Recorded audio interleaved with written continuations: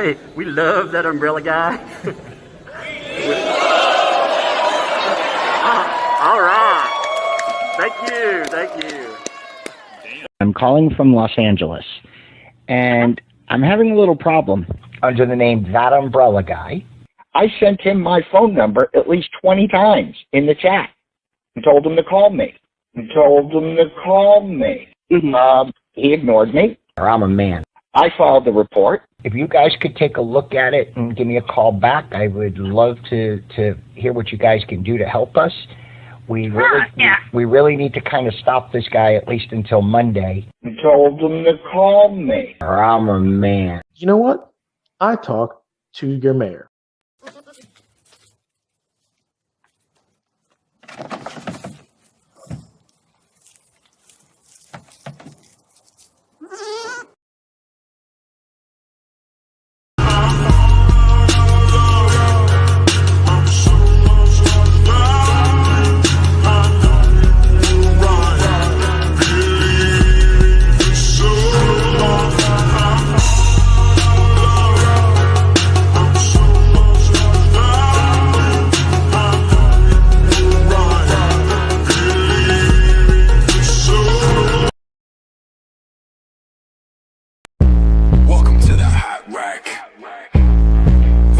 Settlements.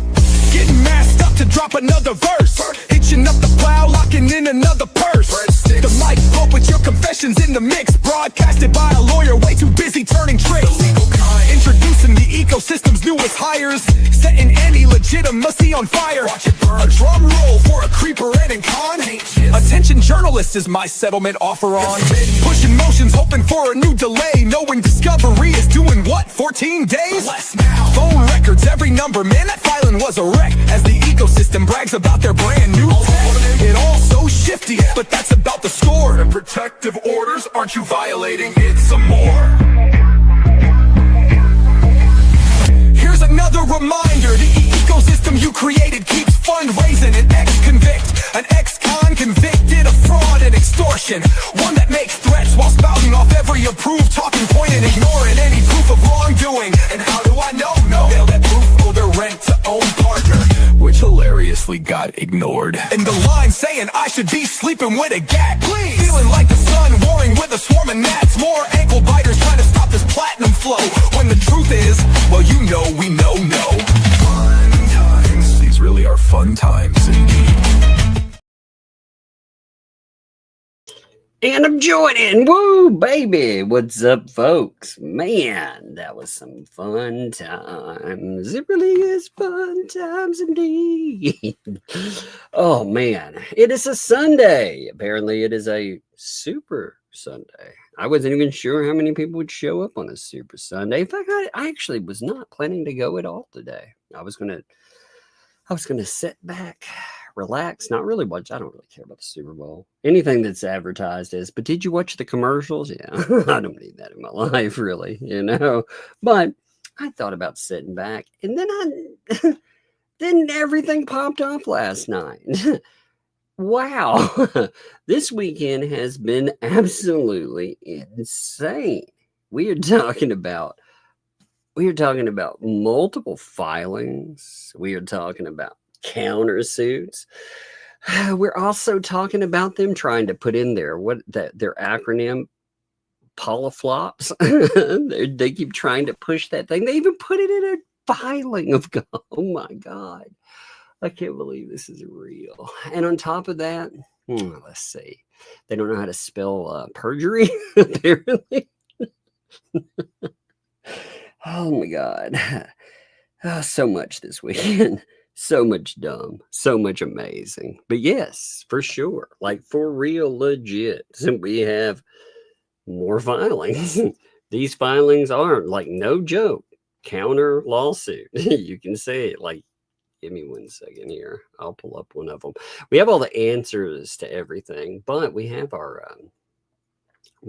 counterclaims. Funny enough, our counterclaims, I'm not even joking. We'll get to everything on this stuff. But one of the things that really made me laugh is how desperate they actually are to push that polamop crap. You know that they have tried to trademark it. Like, no joke. You can tell because they have a little trademarking symbol that they're trying to apply to it, which is kind of funny. This begs a question, too.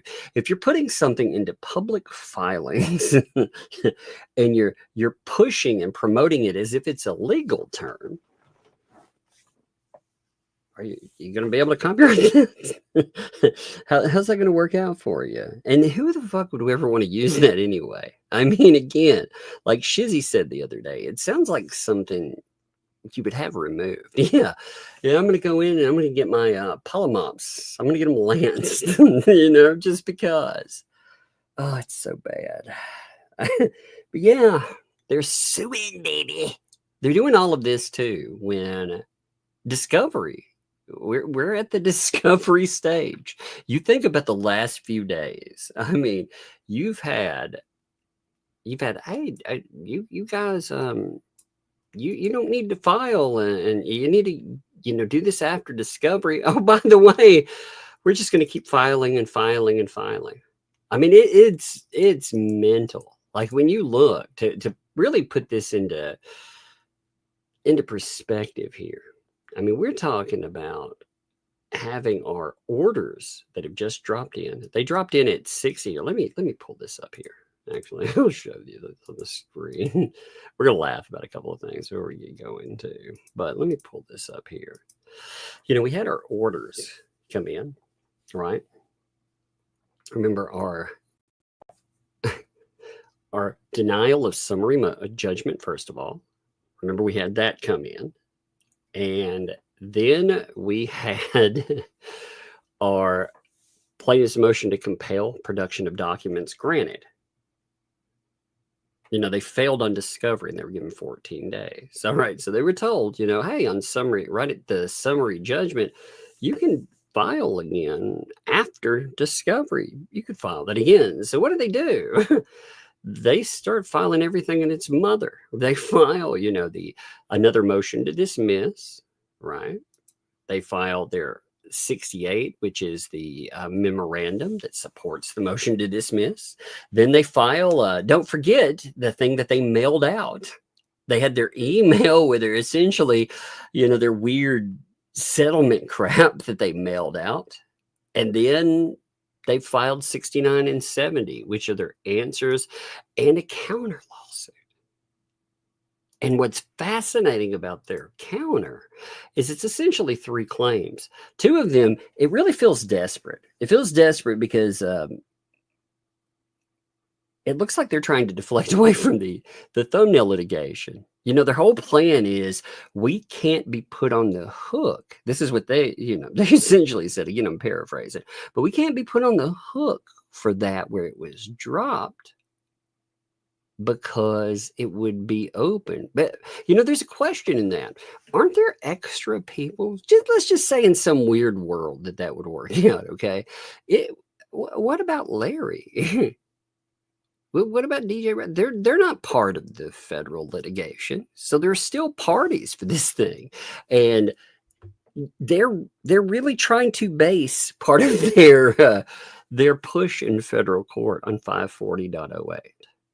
Which, again, if you don't know, we'll look that up because I guess it becomes pertinent again. This is just a shit show. It is an absolute shit show. They also they can't keep their narratives straight, like some of their answers, they don't agree with what's being said publicly, which is fascinating to me. Like, for example, here's a fun one for you. Somebody else pointed this out. I thought this was pretty funny, though. They act in the, give me a second here. In their filing, they admit, give me 1 minute. Let me find the number of this. I got to find real quick. I can't remember the number of the answer. Give me 1 second. Let's see, what is that? 25. I've got to pull it down to 25. So if you look in, let's see, that's document 1. Give me 1 minute. I'm pulling this up for us here. It's worth it. Trust me. It's funny. God, this stuff is so dumb. I feel like I have flopped into some kind of alternate reality as far as idiocy. They they have said over and over again that, here it is. Okay, so check this out. They have said publicly that as far as a cease and desist is concerned, they've been going with this narrative. You have Lynette Preston going with the narrative that they were never served with cease and desist, right? You can never prove it. prove it, right? Well, in the documents itself, let's see, here we are. They admit the plaintiff had a cease and desist letter sent to the defendants. Wait a minute. Wait a minute.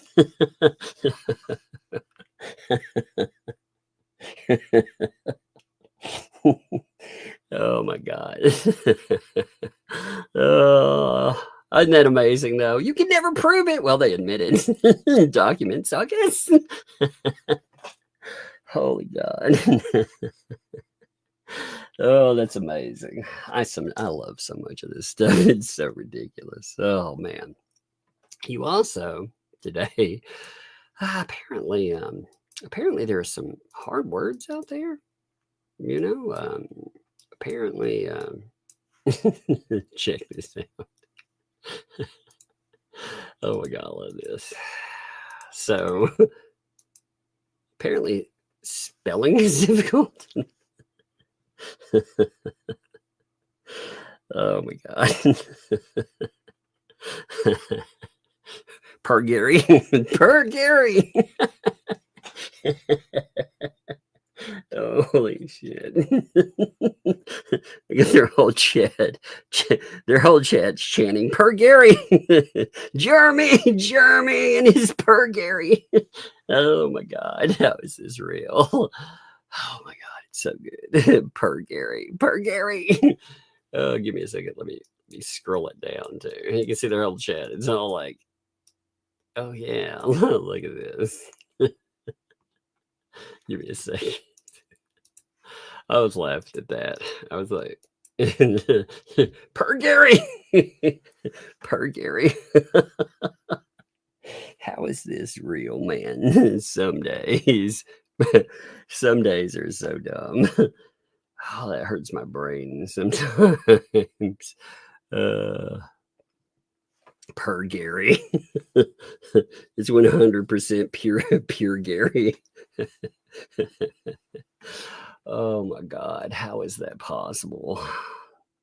It makes my brain hurt. It's so dumb. Oh my God, these are the people that don't know. They don't know what a gauntlet is. They apparently don't know what perjury. It's easy to sound out. Perjury. Yeah. Very easy to spell, but I mean, again, these are the same people that want a polamop. How is that real? Now, the new documents, they have two elements to them. Number one, they have the ye old element of, well, answering questions. You know, they're going to answer complaints. So the way that this works, let me show you something, okay? If you look, and I mean, this is typical in lawsuits, by the way, but if you look at numbering, right, you have a summary of a case, you know, you have your items that are spelled out 1, 2, 3, and so on. Well, they're giving you answers, admit, denies, you know, did they not do it? So essentially 69 and 70 are the same documents. You know, we're not talking about give me 1 minute. We're not talking about something that's much different. You're not gonna get into much difference here. Let me pull this up here. But what you're gonna have, again, each item, they're going to have, you know, admissions, denials, and so on. So you're going to have that for so long, which is interesting because, again, you can shoot some of these down on your own, which are kind of fun. But then you get into the lawsuit specific, the countersuit, which is suing in federal court. We're suing, you know. Let's look at the lawsuit stuff. Let me shill for a second, by the way. If you like content here, you want to support the channel, well, there are a few things we can do. Number one, if you would share and tell people we're live. This is not typically our time zone.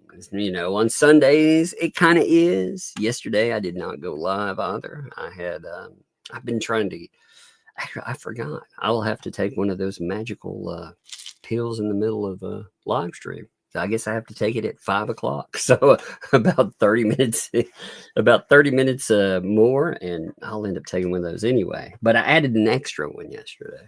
So I was just like, oh man, I'm not going tomorrow.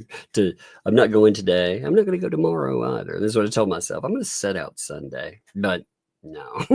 Then this stuff drops in the lab. And oh man, it's golden. Again, this, just to note, this stuff dropped last night. Funny enough, and this is kind of odd too. If you look at the document itself, the document was filed on 0208 and uploaded on 0208. Makes it in the system on 0208. That's kind of crazy in its own way. We're talking about on a weekend. Like, isn't that weird? Like, that by itself, I thought, man, that's kind of strange. You know, you typically don't have a document that makes its way out there again on a weekend.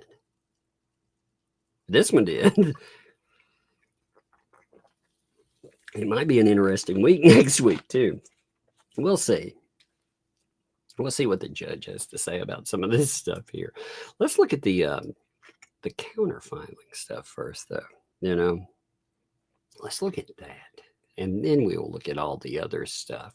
You know, because yeah, some of the answers, like I said, some of it's interesting. It's kind of interesting the way that they went about their admissions and denials. By the way, it's kind of odd.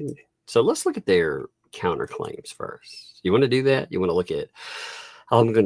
This is what I'm going to sue you for, actually.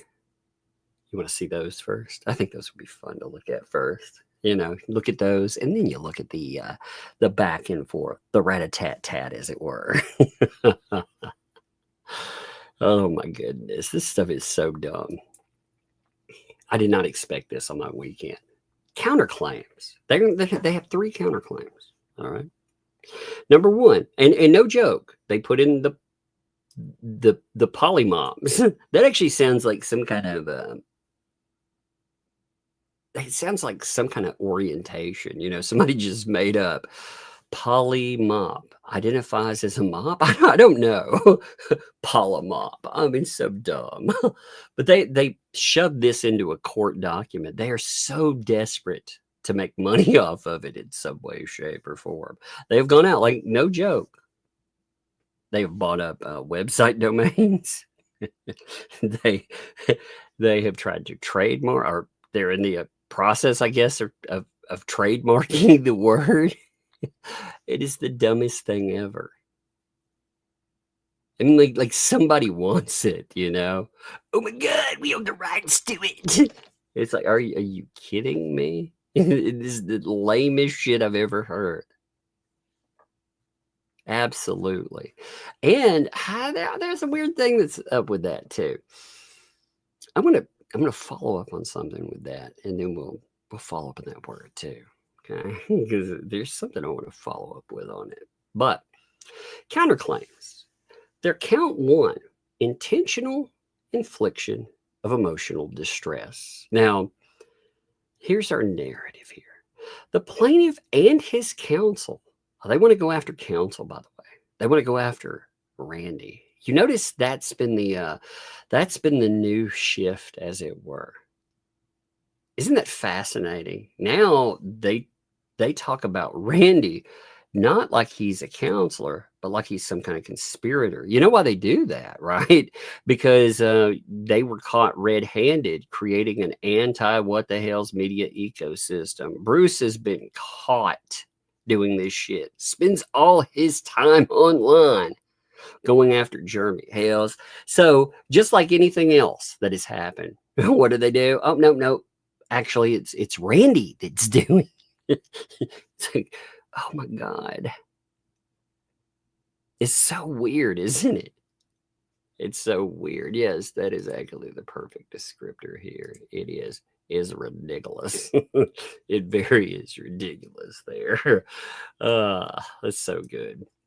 Oh, Writer Chick says, my favorite thing about Gary, they put a hashtag. It looks like they're trying to make it trend. I can see it now. Their whole group hitting social media with Gary, showing how uneducated they are. Oh God, can you imagine? I'm gonna look on Twitter. Let me see if it's there. Let me check. Let me see if Gary is there. Oh my God, let's find out. Okay, hashtag. Here's a funny thing. Hashtags. Elon Musk said that hashtags are being eliminated anyway. So putting the hashtag in there might not mean anything anyhow. Let's see. I'll go to latest. No, there's a lot of people misspelling perjury. Which again, you could do that. What's funny is it's not just a type that they went in, they put it on something, then they have their chant it back to them like it's normal. I mean, you've got to admit that's awesome. Like that is freaking funny. Let's hit some super. Let's keep it right up on the moment. That way we can respond to this stuff real time. Let's do it. We're about 15 in, so we're at a good spot right here. Let's do it real fast. Rebel Bird, thank you. 10 gifted memberships. Kick that off too. That super sticker. Thank you, Rebel. Appreciate you always too. Adair, what's up, Adair? Hope you're having a good one, man. Thanks for the 5 gifted memberships. Thank you, bud. Jack's mom, thank you. Gifted membership. Hope you're doing well too.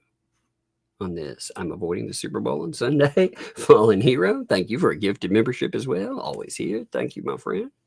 Appreciate you. Carol, thanks for the 5. The lawyer that lost his license. Do you think he's helping BBB write these so-called motions? They just look like BBB and someone else's work.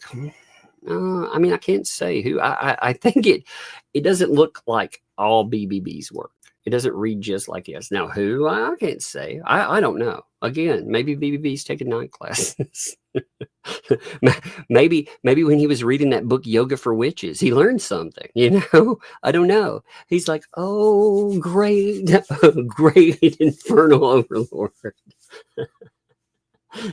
I would like to be able to bend like Megan Fox, and I'd like to be able to write something where I don't sound like a complete and total ass and moron. Oh, I don't know. I'm not sure. But, I mean, when I look at it, again, yeah, the problem would be proving something like that, too. Max Lab, thanks for the 2. Hashtag stop bubbles. Oh, man. Yep. Everybody thought like blowing the bubbles was a joke until you unleashed the genie you didn't want. You gross. Bonnie, thanks for the 2. Anyway, how many ways can a judge say wait until discovery? Well, he could say it very loudly. He could say it very, very loudly. So we'll see. The judge hasn't really done anything to rectify any of these crazy things that Bruce has done anyway, though, has he? So I'll believe it when I see it, right? Emmy, thanks for the month there. Polamop sounds like a mop one would use in a surgical suite after your colonoscopy. Gross. Yep, get the polymop. Yeah, it sounds like one that's useful everywhere, Would you like to clean your hardwood and you want to get up the soap scum in your bathroom? Well, try the universal polymop. It does. I think there actually is a polymop. So they're very close. Bernice, thanks for the 29 months. What's up? It's my birthday yesterday, 56 as well. Hey, happy birthday, Bernice. Happy birthday. From all of us to you. Happy birthday, mate. Oh, your Chi-Chi song, always. I've commandeered it. Chi-Chi's went out of business. Don't judge me. No, happy birthday there. Just appreciate you there. What's up, Uncle Frederick? Thank you for the super chat on that. Buckleup Candy Fun. Thank you, man. Appreciate that, dude. That's awesome. I see there's just a few more, and then we'll get right in here, right where it's at. I also want to laugh at the polamop thing. Shelly, polamop do it's a flop. Oh yeah, I see. Yeah. I think that works. You know, it does. The Phenomena song, Phenomenal. I can hear it in my head. Phenomenal. I like polyflop. Whoever came up with that, I saw somebody typing it out. It was polyflop. I thought that was really funny. Polamop is a polyflop. They're like, oh my God, I gotta trade that one. I gotta trade. Dude, are you kidding me? Like I said, nobody wants to steal your stupid fucking term. We came up with this great idea and we're gonna force it down your throats. Have you ever known anybody that's like that has tried to make up a word and you're like, that's not cool. You know, I knew this guy one time and he kept trying, I kid you not, it was a little so lame, but instead of rad or something, he kept trying to make the term biscuits. He'd be like, yeah, that's biscuits. No joke. I finally got to the point I was like, dude, if you say something is like, ooh, that's so biscuits, I'm going to kick you. I am not. That is the dumbest thing I've ever heard. Well, now I guess it's the second dumbest thing I've ever heard. That's so biscuits, man. Oh, no joke. I knew a guy that tried so hard to make that word work. He's like, dude, that's not going to work for you. He had it. I'm no joke. He wasn't just putting it into a word. He like had it put on a shirt. He thought he had found the next big thing. I was like, why would anybody say that? That's so biscuits. Like, well, what does that mean? Oh man. Anyway, that's still better than polamop. Phenomenal. Tricky Nicky, thanks for the 2. Polamop equals a supercharged hemorrhoid. It does. It sounds like a really, really raging problem that you're having. John, thanks for the 10. They couldn't come up with a good thought if they crossed their legs and farted. Well, if that's how you came up with good thoughts, they probably that would be an idea factory, I imagine. Rhea, thanks for the 2. I thought polamop was Lynette's initials. No, she'd have about what? I forget how many times. If we went with the aliases, like we'd have 37 and they'd have to repeat a bunch, but whatever. Angela, thanks for the 20 there. I'm not a big football fanatic, so I appreciate your show. Thank you for giving us a little overtime. We appreciate it. Yeah, I figure, we'll do a little bit less numbers than normal. Who cares, right? I mean, what are we gonna like 500-600 people? Who cares, man? Let's have fun tonight. Let's laugh at this stupid stuff. Again, if you watch football and everything, it's your prerogative. You go have fun and do your thing. I mean, I understand that too. But for me, I used to watch football back in the day. I liked it when it was you could watch people getting broken, But these days I just the refs are almost unwatchable. It's terrible when you can't like touch or tackle a quarterback. Like, no, man, I don't want to see that. No way. Nope. So I don't need that in my life there. And every time, like when they bring up Taylor Swift, now I keep thinking of Blake Lively every single time. The NFL won't bring that up, but that's what I think about there too. But hey, I appreciate you being here. Rickles, thanks for the 5. They think they're as smooth as glass, but the only thing like glass is they're transparent. Yeah, they're transparent motives wise, but again, they're the only definitely not their finances. All right. I'm not hear you for sure. Carol, thanks for the 2. How about hashtag buckle up? Copycats. Indeed. Indeed. Dart, thanks for the 5. From your last video, I think the point Shockett made is if LP and JC signed off on the settlement offer, then Bubbles make a third-party contact. Yeah, that makes sense. After I thought about that, there were people, like I said, in that letter, if you look at it too, the wild thing about that letter from the last one is, again, he doesn't just include a bunch of random people in it, but he actually goes out of his way and he makes sure that Shockett's answer to him is attached. He forwards it over to himself and attaches it to his own email, so it goes out to anybody that he tags. Now, we can't see everybody. Actually, let's pull that up real fast while we're talking about it real quick, because it had that on there. See, this is all. This is what I was trying to explain yesterday. If you ever want to save an email, this is how you do it. Okay, you go in, you hit the 3 dots beside the email. You can say, I save it in pieces. You can save it from the top, or you can save it in pieces. Every time somebody comments or whatever, someone sends you a new one, you can either save it in a chain, or you can save it as they send it to you. Now, if they send it to you with every other letter chained to it, then it'll save it that way. But Bubbles is the only one sending anything here.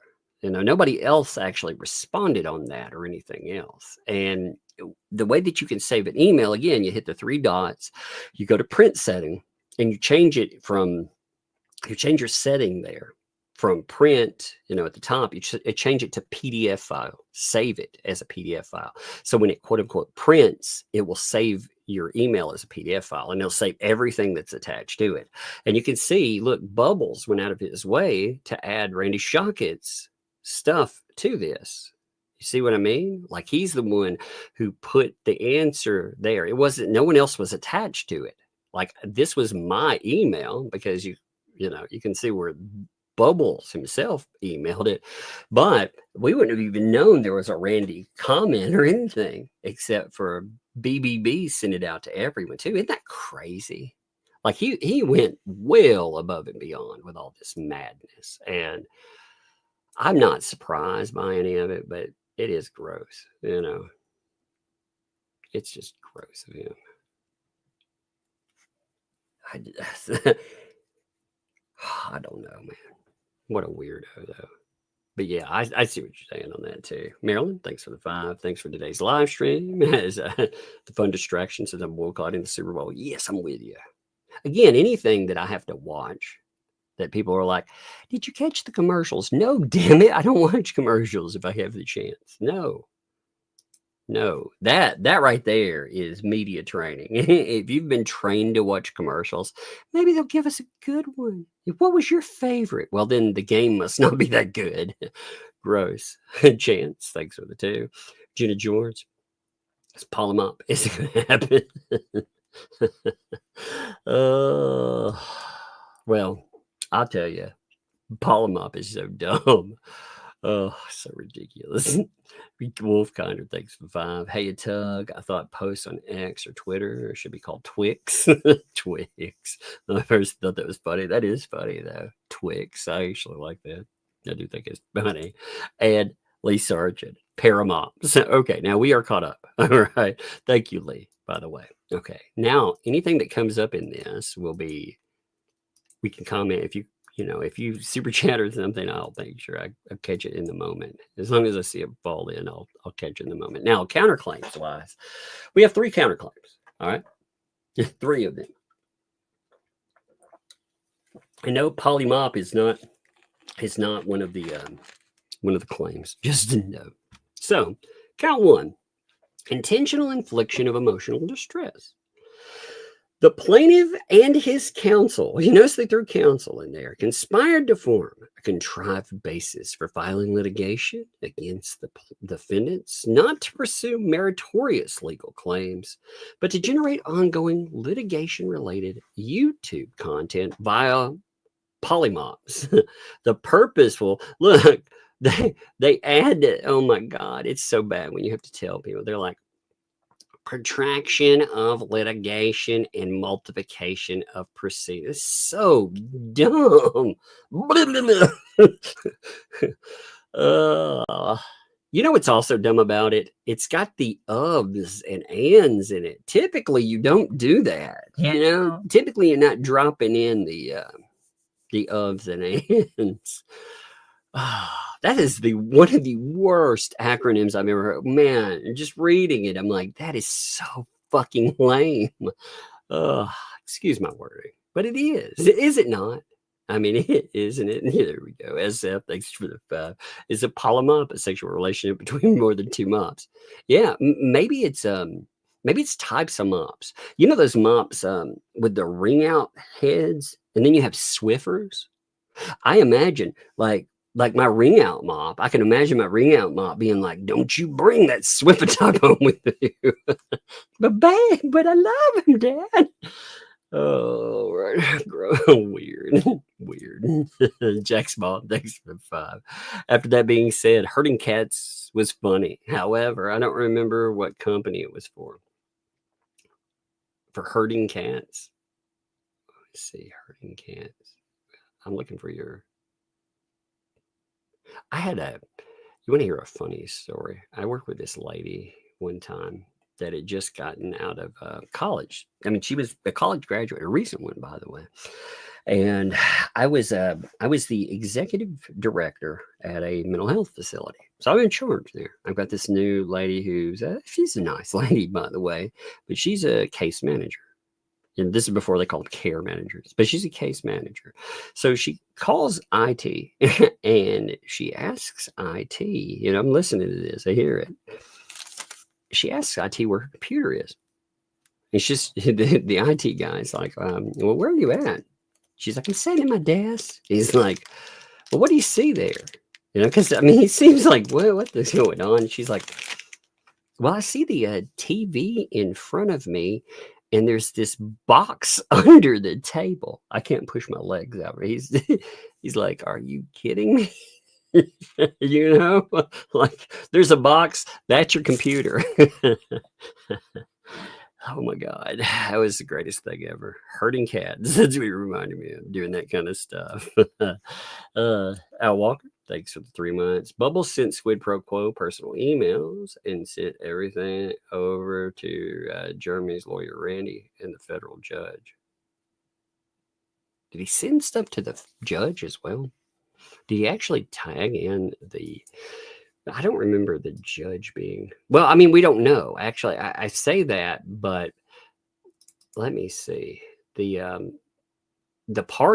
only parties that we could see on the original offers was to Randy, I think that was the only. Let me make sure of that. So we couldn't see because he is blind carbon copying every other person on there. So we have no idea. I think he's doing that now. Personally, I mean, I have my own theory on it. I think it's because we don't know who everybody is in their giant conspiracy. And they're all afraid they're going to be sued. But we could only see Randy as the initial party that was tagged into that first email. So I didn't see anything with the judge, but if he circumvented with the not filing some, that would be a no. Big no. But I wouldn't be surprised. And I wouldn't be surprised when nobody does anything about it either, honestly. Fallen Hero, thank you for a gift of membership again, bad friend. Thank you, buddy. Appreciate that. Les Mac, thanks for the 2. But Randy wasn't What the Hale's first lawyer. Shh. Well, I mean, their whole narrative, I mean, you're right in that. I mean, their whole narrative of this is all some kind of weird con by Randy. How does that make sense half the time anyway? I mean, I do wonder that. Tyler, too. Thank you for your membership. Thank you. Welcome. Thank you for your membership. Welcome to Tugs. Thank you, my friend. Appreciate that. But yeah, I do wonder. I mean, but look, The plaintiff would benefit financially from ongoing litigation, generating fresh, compelling YouTube content, with the aim being to create as many issues and proceedings along the way as possible. Yeah, no, no. I'm telling you, I know how YouTube and everything works, and the pit that is litigation. I mean, when you're talking about 6-figure plus litigation, those are some monster numbers. See, Jeremy already has a very beneficial, actually, he has to work for his content, but it's easy content in the way he has a formula. That's what I mean. I'm not saying it's easy work. I'm saying it's easy because he has an established way of putting out content. His content, get a storage unit, do stuff, also film his life. You know, here's the thing. He could have gone in, bought that property there, and put together some fun, but essentially boring ass videos, you know, as far as like his life is concerned. Not boring for us, but boring for him. No stress. Instead, he has to take on the stress. He has to take on the cost. This idea that it's generating him revenue, somehow this is beneficial, that is absolutely absurd. You know, like to stay ahead of that operating cost. Again, can you imagine? Can you imagine a cost of $250,000?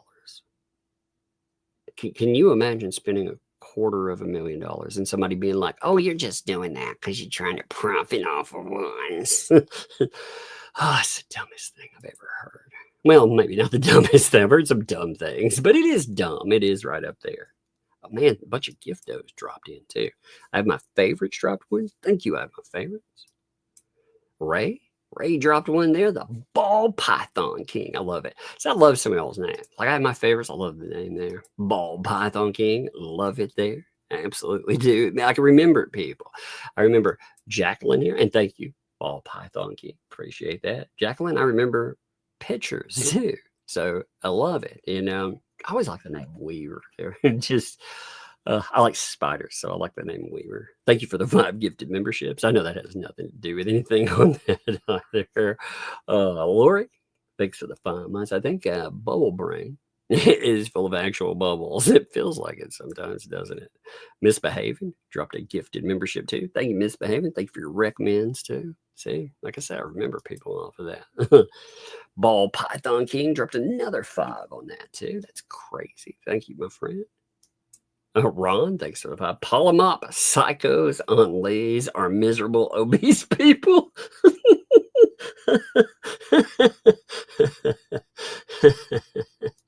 The psychos on lays are miserable, obese people. It's so well. I kept thinking like porta potties on Lynette's property. I haven't finished it yet, though. I stopped thinking about it the other day, but that's how far I'd gotten. I was like, that was mine so far. I was like, porta potties on Lynette's property. Polyp. Oh, it's Paula. I kept calling it Polyp. Lynette's address. We'll say address. There you go. Address. Porta potties on Lynette's address, something. Paula address, multiply. Oh, yeah, I'll think about it later. It's so gross. Porta potties. BK dropped on. BK, thank you too. I always recognize your picture in there too. Thank you, BK. Appreciate you. Thank you for dropping a gift over there. S. Shine as well. Thank you, S. Shine. Appreciate that. 5 gifted memberships too. I like it. Like some people stand out with their profile pitch names, like the S. Shine. I remember. Like after a while, I remember folks like that. Liz, what's up too? Thank you for the 5 gifted memberships. Appreciate you there. Sticky Wicked. Thank you for a gifted membership too. Thank you, Sticky. And Sandy's BB sent Squid a letter. She sent to the judge. Yeah, I didn't send to the judge yet because I wanted to see the response that we got with other people. See, I don't want to flood the judge with this stuff, but I do, if it's brought up, we'll see how it's brought up. I mean, the judge may be like, counselors, you guys handle this, or who knows? Who knows? They may not do anything. I mean, honestly, who knows, man? Judges seem to cut. Like every time I think, man, BBB shouldn't have more slack on that. He's still gotten more. Okay, so 3, the plaintiff's counsel would benefit financially. The plaintiff's counsel, by the way, like this isn't plaintiff. So the plaintiff would benefit. Plaintiff's counsel would benefit financially from a regular stream of legal fees, funded in part or large part by donations from viewers of the plaintiff's YouTube content focusing on this litigation, with donations coming from a form of cash mailed to the plaintiffs, donations directly to his counsel via link under his YouTube videos, and other methods of donating. What the fuck? I mean, again, this is BBB trying to shift that.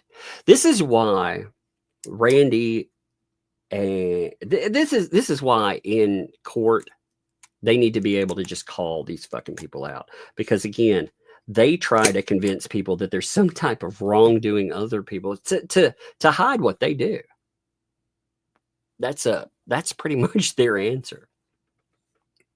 Like they're always trying to convince people there's the other person's doing something bad.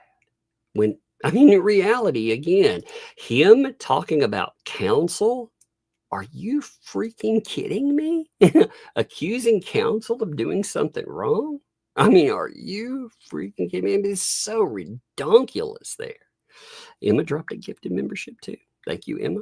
Appreciate you there. That's awesome. Thank you, Emma. Man, thank you all for being here. Thank you all for supporting the channel and everything too. I do appreciate it. For real. It's been awesome. You know, I was worried I'd have to like take time off and stuff. I'm like, oh no, with health. But I've been lucky. And again, you know, everything's worked out. Y'all are part of that. Thank you. So with the legal fees being paid by donors, there will be no limit on counsel's expenditure of billable time. This is coming from the asshole that isn't charging money, supposedly. So this guy just sits around and papers this case. That's all he does.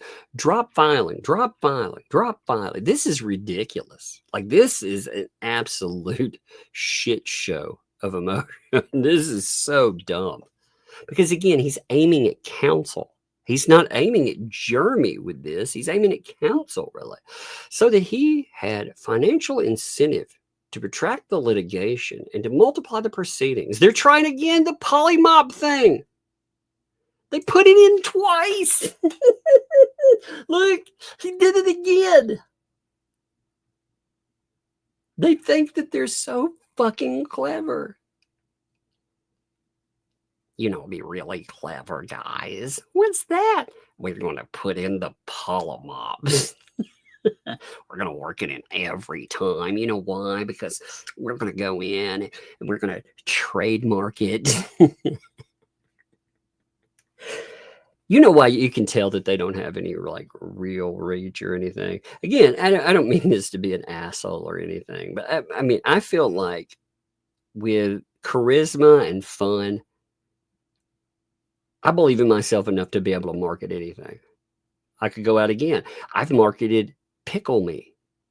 You know, I mean, come on, pickle me. I mean, and I love the little pickle, but I mean, you know what I mean? Like, what? Oh my God. And these people are like, oh, well, you know, we're going to create this special term. And they're trying to use it in court documents, and they're creating motions where they can attach it to.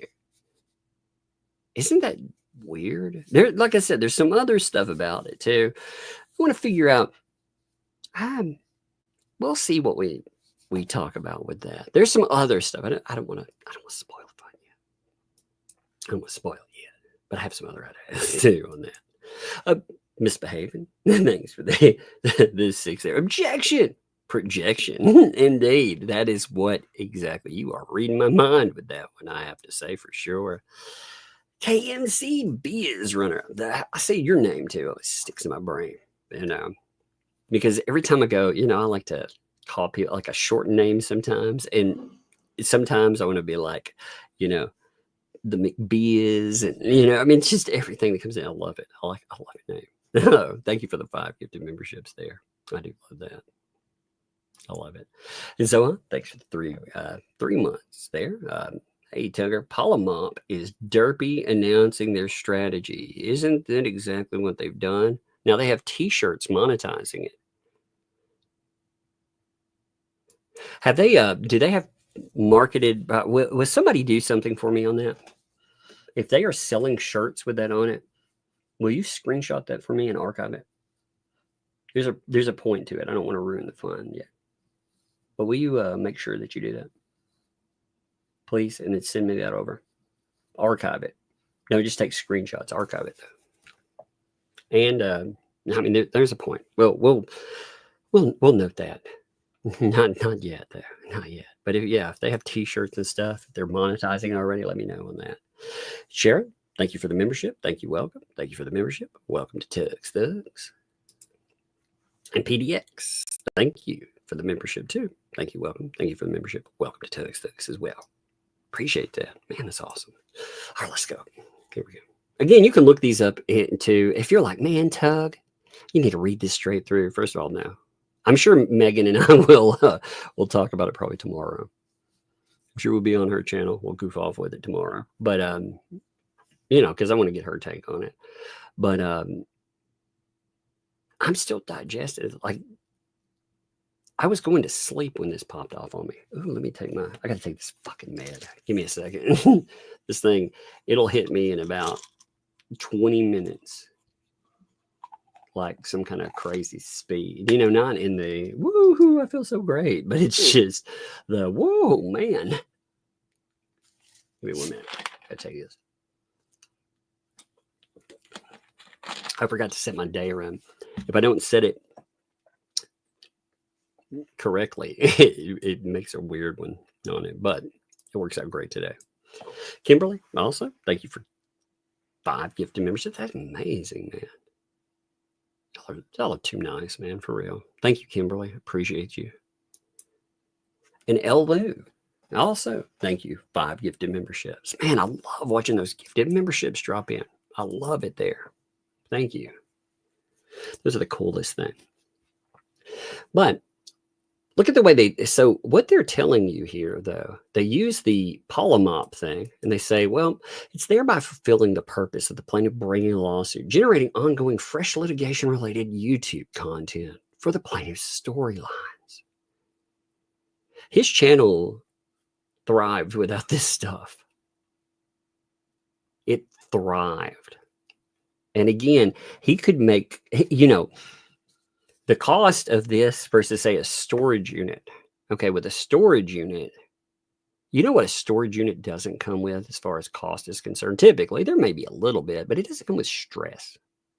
It doesn't come with the aggravation of somebody that's talking about, again, according to Shara, talking about getting a hitman. I'm sure that doesn't happen very often.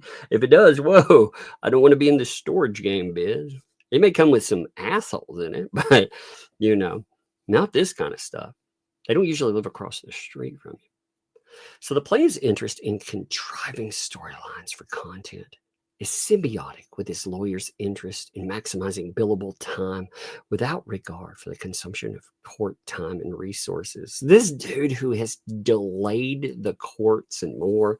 God, I hope this judge flips his shit over this. This is ridiculous as far as the way this is put together. It is ridiculous.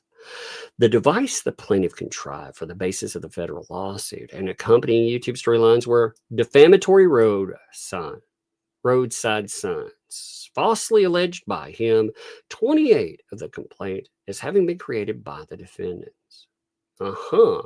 Well, prove it. Prove it. My God, please bring in that expert. I hope to God the the judge pretty much makes, I mean, we've already know that they've turned over the expert report that they were showing online. That is going to be so much fun to rip apart. You can do it on your own, though. If you're ever curious about the writing on those signs versus the writing that is showcased, I saw somebody do a very good comparison. I don't know the original person with it, but somebody sent me this, okay? And it was really good. They had taken a bunch of comparison samples from her writing, just like the handwriting expert had done. Only when they were doing it, and they set it up the way that they did it, the way they stacked and compared it. One of the letters that really sticks out to me in the signs and in the writing sample is the letter E. The way the letter E is so amazing. And there's a couple of other letters that also pop off on those. But you should look at some of those original filings from hers. So you have plenty of handwriting samples. And you can look at them. And I mean, you can take something like Photoshop, or you can take other programs, ones that will make something transparent. And you can make something close to transparent. You can drop it down to like 10 to 15% transparency. So you can overlap an image on an image. And some of these things line up exactly. It's crazy. I was playing with that. It was something else to say. So the plaintiff blamed the defendant so he could accuse them of being responsible for the signs as a basis for his filing his present lawsuit, creating litigation to generate YouTube content. The plaintiff's accusations that the defendants planted the signs were and are false and known to be false by the plaintiffs. The plaintiff's statements accusing the defendant of creating and planning the signs were made and continue to be made with malicious intent to injure. Oh, isn't that fascinating? You know what's interesting? They keep saying that she hasn't made any kind of defamatory comment. No, why is she doing it still? Oh, well, yeah. You can listen to some of the Northport stuff. You can see postings that were made online. There's a lot of stuff that they don't want you to ever reflect back on. I'm glad I've kept my own file of this stuff because it is nuts. It is nudes, Hey, MaxLab, thanks. Sent me the shirt pic. Thank you, man. Appreciate that. Like I said, I have a reason for it. I just don't want to say publicly yet. I'm working on something with it.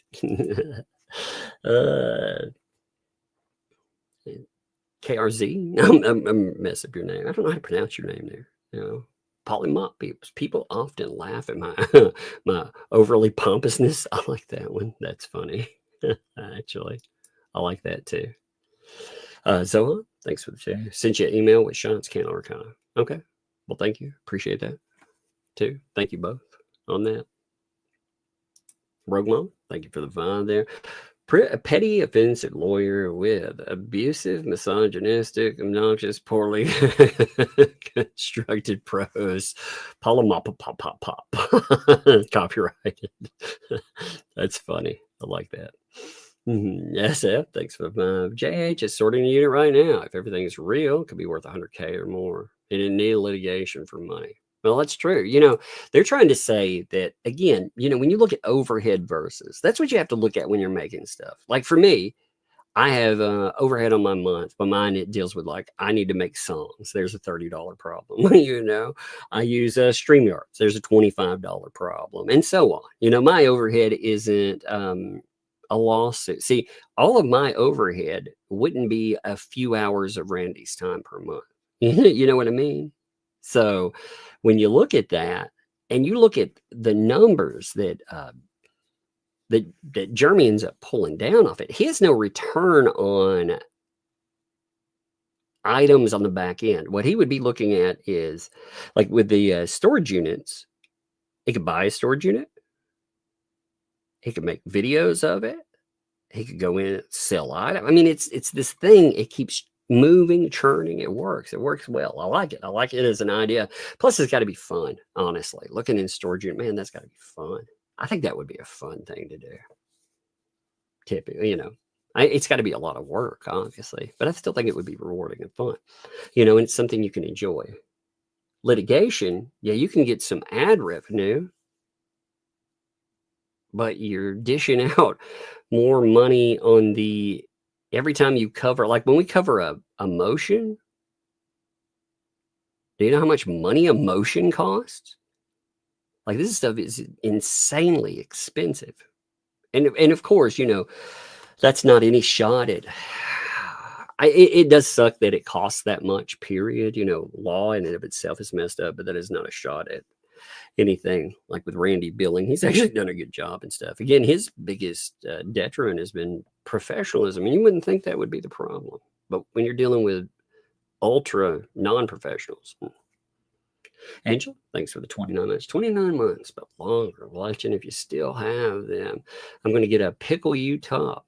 Who's emotional support pickle mugs. That's funny. We have on ThatUmbrellaGuy.com. We have like Pickle You mugs, Pickle You hoodies, shirts. We have all that stuff. It's hilarious. I love it. I love it. I do. You check it out, people. It's fun stuff. I've got a couple of stickers too. We made some prototypes. I might give one away one day if I can find them. If I can find my prototypes, I'll give one away. You know, I'll do a giveaway or something. We'll do it one day, but I got to find it first. KMC, thanks for the 10 there. McKaybiz is correct. Enjoy your content. Praying for you continue out. Thank you. Appreciate that. Yeah, I just took that idea. Do I see? I feel like more crazy energy. Blah, you know, it raises my blood pressure. So, you know, I go from bottom down to woo. You know, I get back to normal. That's how I normally am. Woohoo! Roy, thanks for the 11 months. The response to the complaint is about 10 months late to be considered timely. And yeah. Well, the way the response is ridiculous too, you know. Carolyn, thanks for the 10 there. So if there's anything, oh wait. So if there is any else writing or helping with the last month's BBB's names on them, no one else will be tied to it. The ones in the back are safe like before. If you could prove that, you know, again, there are accusations saying, well, there's been a certain lawyer that has been added to this, you know, a disbarred lawyer. Now, that would be very bad if there was ever any proof to it. And I'm not saying there is. I can't prove anything like that at all. I do think there's a tonal shift when you look at the documents, and that is fascinating. And you know, he couldn't manage that across 3 different cases. We know he was in charge of now. He was writing all the documents. You know, again, it's the same accusations, but there's a shift, if you know what I mean. So that's how I feel about it. But again, I'm not accusing anybody of anything because I can't prove anything on it. You have to watch those statements of fact. You know. The plaintiff also falsely accused the defendants of extortion and tortious interference as additional contrived claims to generate litigation content. Extortion. You know what's fascinating is that you can go in and you can find them talking about the 65K. Oh, it is there, baby. It's 100% there. You can pull it up. So, yeah.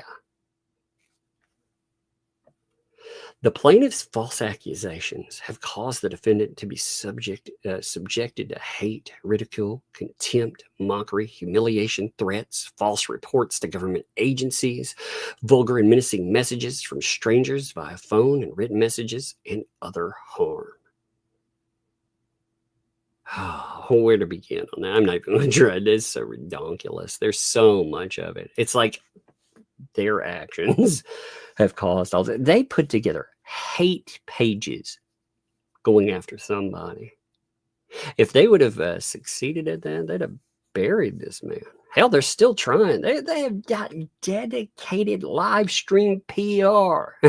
Sometime, at least twice weekly. But more than that, their fucking lawyer goes on the PR channel. And I mean, I've never seen anything like it. I've never. Like, that's the one thing I can agree with BBB. I've never seen anything like this, ever. It is so insane.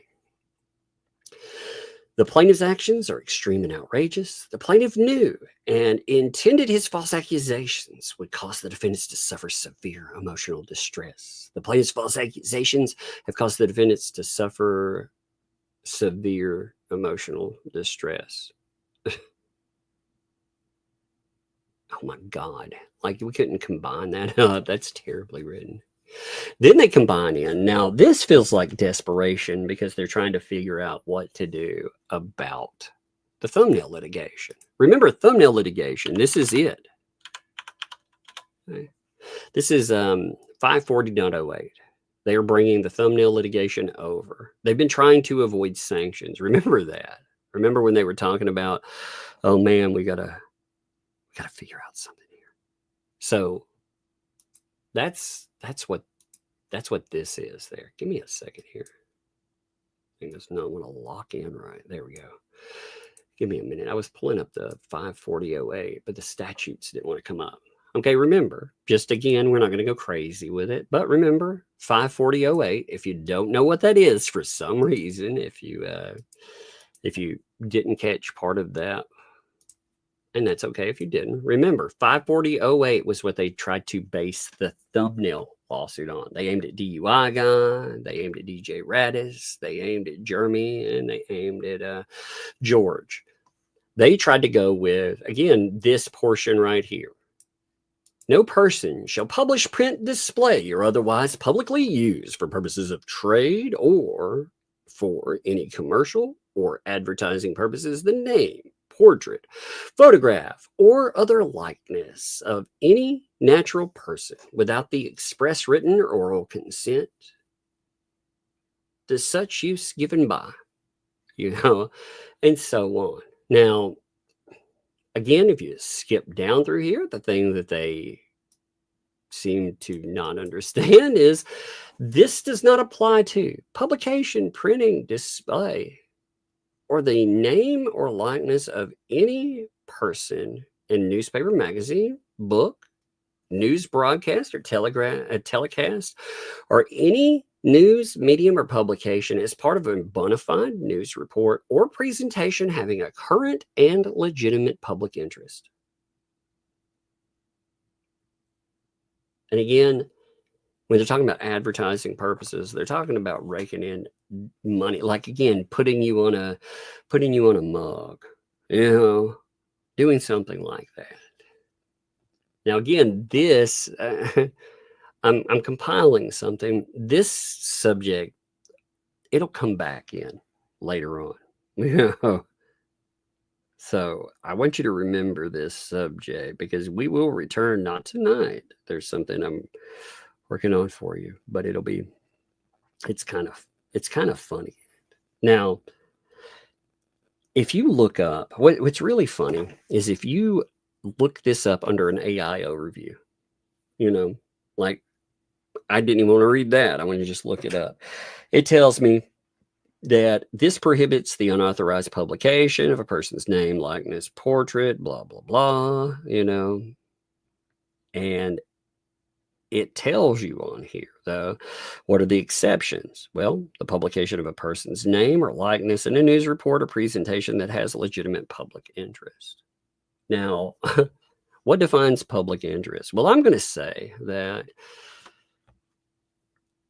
the amount of attention that you've had on this, the things that they did and they aimed at this guy, they themselves, they wanted to be public figures. They aimed at it. And you know what? Bruce he admitted behind the scenes, you're a celebrity. He told her she was a celebrity. They just don't want to lean into it. So he's adopted that. I mean, he knows that person is indeed, they are a celebrity. They just don't want to be attached to that. So let's continue on the answer. So the plaintiff has misappropriated the defendant's image and likeness by placing them on video thumbnails in order to advertise the video's bad neighbor. Videos in which the defendant appears involuntary as villains in the plaintiff's contrived YouTube storyline. Protective orders say what here? It's kind of weird. You know, we're just supposed to pretend that the I forgot. They want to pretend that the protective order somehow doesn't exist, or somehow it doesn't apply, or somehow, again, they always have an excuse for it. There are courts out there that agreed. They did agree. In fact, if you didn't live in Levy County, this thing would not have gone this far.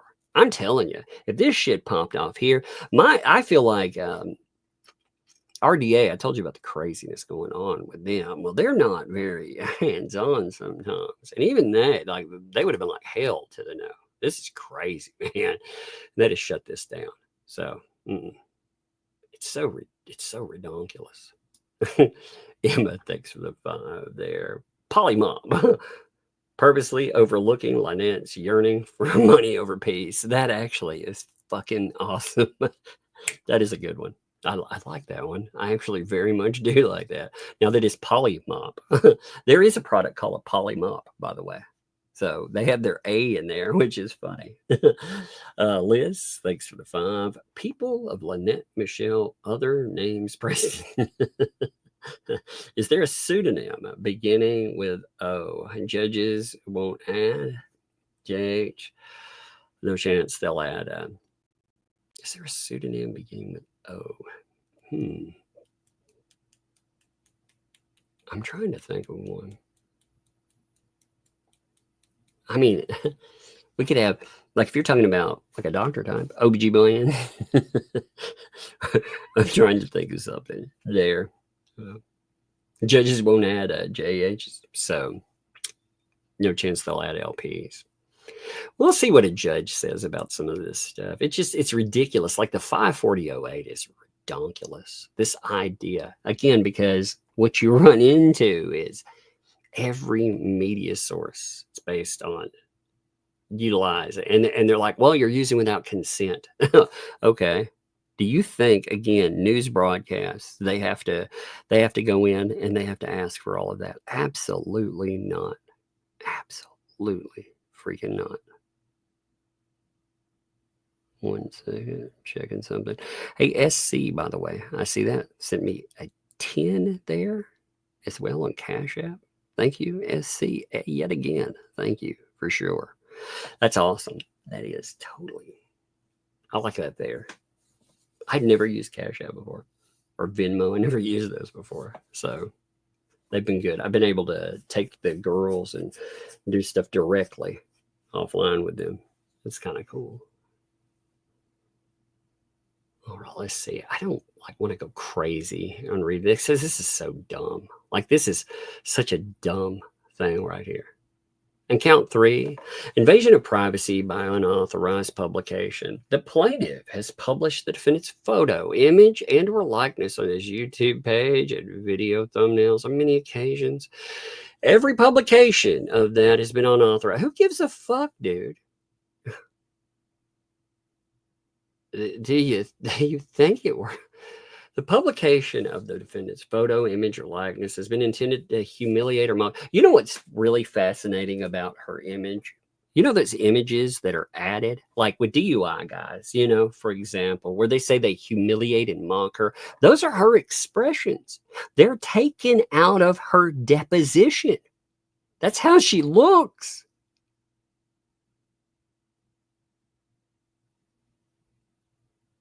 Are you telling me that her natural occurrence is humiliating and mocking? Is that not? It's bizarre, isn't it? Plaintiff's publication, defendant's photo, image, or likeness has invaded her privacy. The invasion of the defendant's privacy by plaintiff by unauthorized publication of photo, image, or likeness has caused the defendant to suffer damages. Yeah. So bizarre, man. Same shitty arguments. This here too, they want a bench trial. Now that's one thing that really sticks out to me as well. They don't want a jury trial. They want a bench trial. Now, why do you think that is? I mean, if you think about it, do you think that Lynette Preston and John Cook will go over swimmingly with a judge, or with a jury, rather, a jury of your peers? See, there are stereotypes that you have with certain people, whether you consider that fair or not. When Lynette Preston and John Cook, when those people, if they took the stand, what would you think about them? You know, I'm just saying, you know, and you can just answer that in your mind. If you were a juror, would they rather take their chances with a judge, or would they rather take their chances with a... Now, it amazes me, though. You have this collection right now with the ecosystem of some of the most undesirable fucking people I've ever seen. Again, you know, we're going to go back to paint chips, and we're going to talk about some of that background. Oh, by the way, so this was fascinating to me, just throwing this in here. So somebody posted, you know, you always see these people make excuses for the weirdos anyway, right? But somebody had posted something about paint chips background, right? Talking about how he had called... Actually, let me pull this up. I'm going to mail this to myself. Give me a second. Because I think this is fascinating. You want to talk about how the level of denial and ridiculousness, absurdity that comes up with these people. I mean, so there was... Let me see. I know I saw that. There it is. And there it is. All right, give me a second. I think I found it. So somebody pointed out to them that, hey, you know, this guy here, the guy who's accusing people of being anti-Semitic, this guy actually has been in trouble before. And that, of course, comes... Excuse, so I'm going to just show you this. I'm going to pull it up, okay? Because I found this to be fascinating. Like of all things, there's always an excuse, excusing some of these people and the wretchedness that they do. All right, so somebody posted this right here. Okay. Somebody posted that he had a history of anti-Semitic hate speech, calling people to say J-rats. And that was part of an article. They have the quote down here and more, right? Okay, well, our very own Marla May came in and said, well, he apologized for it, and he's working with Jewish organizations since. Are you kidding me? This guy was an international fraud and a scammer, convicted 4 years. He tried to ruin people's lives as another part of another conviction. That's where the J-Rat stuff comes from. He didn't just call somebody mean names. He was trying to ruin fucking lives, and he got caught. And then people always excuse it because, I don't know, maybe they see themselves in it. I'm not sure. But it is such a bizarre thing. They'll sit around and say, well, this guy says this person has a big nose. And they say the word foreskin. Therefore, somehow, first of all, that's about heritage. And on top of that, you got to burn them down, right? You've got to absolutely take them down for it. But then you have a guy that undeniably aimed at somebody based on heritage. And it's like, no big deal. What a bunch of fucking hypocrites, man. All it tells me is that anything to take down Jeremy Hales, anything, anyone. And it is so gross, man. It's so gross. The players in this, they just disgust me. Yeah. Jackie, thanks for the 2 there. Isn't an answer due 21 days after the lawsuit or after a suit is filed? Are you talking about, well, no, if you're talking about, are you talking about like with the thumbnail case? What came up with the thumbnail case is they had 21, what you have is a specific amount of time to drop it. That's what came up with the thumbnail case, right? And after they went past this specific amount, the safe harbor time, they've opened themselves up for potential sanctions. Now, what it looks like, this is my own theory. Again, take it as you will. I'm just looking at what's happened there.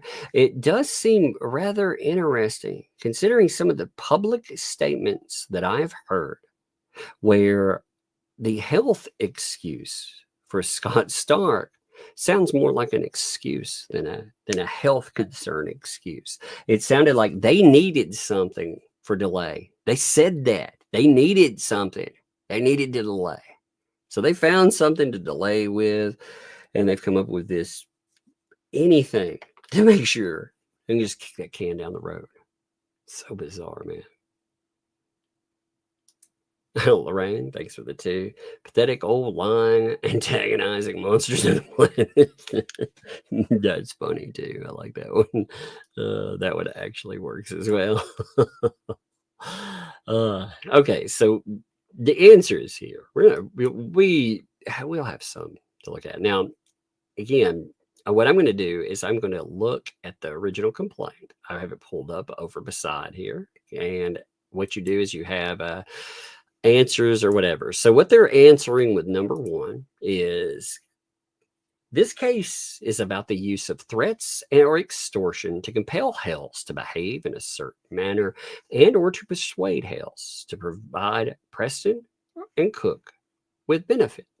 Now, their answer is deny that, quote, this case is about the use of threats or extortion to compel Hales to behave in a certain manner and or to persuade Hales to provide Preston and Cook with benefits. The court dismissed the claims of extortion for failure to state a claim, leaving the plaintiff's summary of the case devoid of anything pertaining to what remains contrived frivolous. This case is about, again, polymops. Every stinking time, man. They are so desperate. Look, they put it in right away. They put it in off the top. The first part of their filing, they had to shove it in there. Again, like I said, they have trademarked this. So if you're like, yeah, to create ongoing YouTube content, including lying in a sworn affidavit to influence federal jurisdiction. Oh my God. They're like, oh, you're trying to profit off of this. Trademark this word that we've come up with. Holy God, you can't make this crazy shit up. It's just so bizarre. So the second part is about the parties. It discusses the 700,000. It says who they are, 700,000 subscribers. They're like, who cares there? Now, the third part here, people who subscribe with plaintiff's social media platform often pay monthly fees to the Hales for premium access to Hale's social media platform, which is an open video diary of Hale's live. Now, then look at this. By the way, they have made some really fucked up statements about Travis and about Jeremy. They've been saying over on the 2L's channel that one reason that Jeremy videotapes is because he's trying to get photographs of the little child. You know, the insinuations that they're making are disgusting. They're doubling down on the kind of shit that they totally aren't saying, right? And on top of that, you have them also, they've been going after Travis. I'll talk about the Travis stuff. I'm not going to loop it in tonight because there's more to talk about with it. There's a lot. Oh yeah. We'll see also if they have the audacity to do their interview they keep talking about with John Cook. We'll see if that actually happens. You know, they've promised interviews with Lynette. They promised interviews with people around the neighborhood. So we'll actually see if that comes up. But there's more to that. But one thing they've been saying is that at Tubetown, Travis has a cutout of himself. You know, it's there. And they say that, oh, that scares the little kid. They keep doubling and tripling down on that, saying that she thinks of him as the monster there. Now, where would they get the idea? Because it's just a cutout of a dude there, just some random guy over there. Why would they think that person is a monster unless you're conditioning a child to be afraid? Like, that is a terrible narrative, because that is more telling about the people that are involved there. If any of that is true, which again, is it true? Who knows? But if it is, that's more of a reflection on the people that are conditioning a response than anything else. Isn't that wild though? So anyway, the admits the subscribers pay monthly fees, deny the characterization of the plaintiff's social media platform as open diary of Hale's life. As this, we can note that the plaintiff's actions featured in his content are not contrived for a purpose, but are genuine chronicle of his life, unconnected to the purpose of creating content. What? You can log your life and still create content. Like for me, I feel like what I do is a reflection of what I'm interested in at the time. And we talk about life as it comes up too. You know, we talk about everything going on with myself or, you know, family. I mean, it all comes out in the wash as well, which is funny because you don't even have an image of me on here except for an icon, but still pretending that making videos somehow in that we have blog style videos. You know, there's a lot of editing and other things that go into those. You know, when a person puts together a 8 to 18 minute video on their week and it has kind of a narrative to it, do you not think that content is still a blog about their life? That's strange. It's a freaking weird way of trying to put that there. Granny Peggy, by the way, thanks to Mark Feathers, 15 minutes. Indeed. Mark Feather. Yep. Don't remind them now. It's so funny. It's like they've forgotten about all the players around this, right? It's so bizarre. Misbehaving. Thank you for the gifted membership as well. Thank you, Misbehaving. I appreciate you there. It's awesome. Thank you. Good to see you too. Appreciate you. Jan Marie Harmony. I like that. Thank you for the super sticker. I saw that come in, actually. I really like super stickers. I like going and pulling them up, and I'll take a shot of them, like a screenshot, or I'll mark them, and then I get to show them to the kids. They like those. And Kat, thanks for the 5 there. Candy money for Lug and Bug. Well, thank you. That's awesome. I bought them actually, we know we have a Big Lots. You know, Big Lots is going out. So have you ever been to a place that's going so out of business that they're even selling the buggies that they have? I've never had that. Big Lots here, they have price tags on the buggies. They're like, you want to buy a buggy? $35. It's so, it's like they really are going under. Like, it's no joke. Like, you know, you see like a going out of business. No, they are going out of business. But I bought the girls some decorative cups. They were like little gingerbread men or gingerbread women. Actually, they could be a man or a woman. The girls, of course, make them little girls. So I bought some over there. And that's what, you know, we're talking about candy money. That's actually what they were into. It's kind of funny. May, thank you for the membership. Thank you. Welcome. Thank you for the membership. Welcome to Tugs Thugs. Thank you, May. Appreciate that. I was looking at that. Man, I really like hot air balloons. I love the look of them. I don't know about climbing in one. Always, it's funny. Like when I first started, like when I got together with my wife, we used to call them, we used to have a joke about them. We called them escape pods for two. So that was kind of funny. With a hot air balloon. I always like that. Tennessee Susie. Tennessee. Thank you for the gifted membership. Appreciate that. Awesome, man. Tennessee. I love it. Liz, thanks for the two there. Professionalism. They're professional. Yes, indeed. I'm going to get that professionalism out there. Candy. Luckenbach. Indeed. Thank you. And then my favorites, thanks for the Polymop, a product brought to you by ShamWow. It does. That's actually what I thought when I heard it. It's funny you said that because I thought that. ShamWow. Really? Sham? That is really a sham. Wow.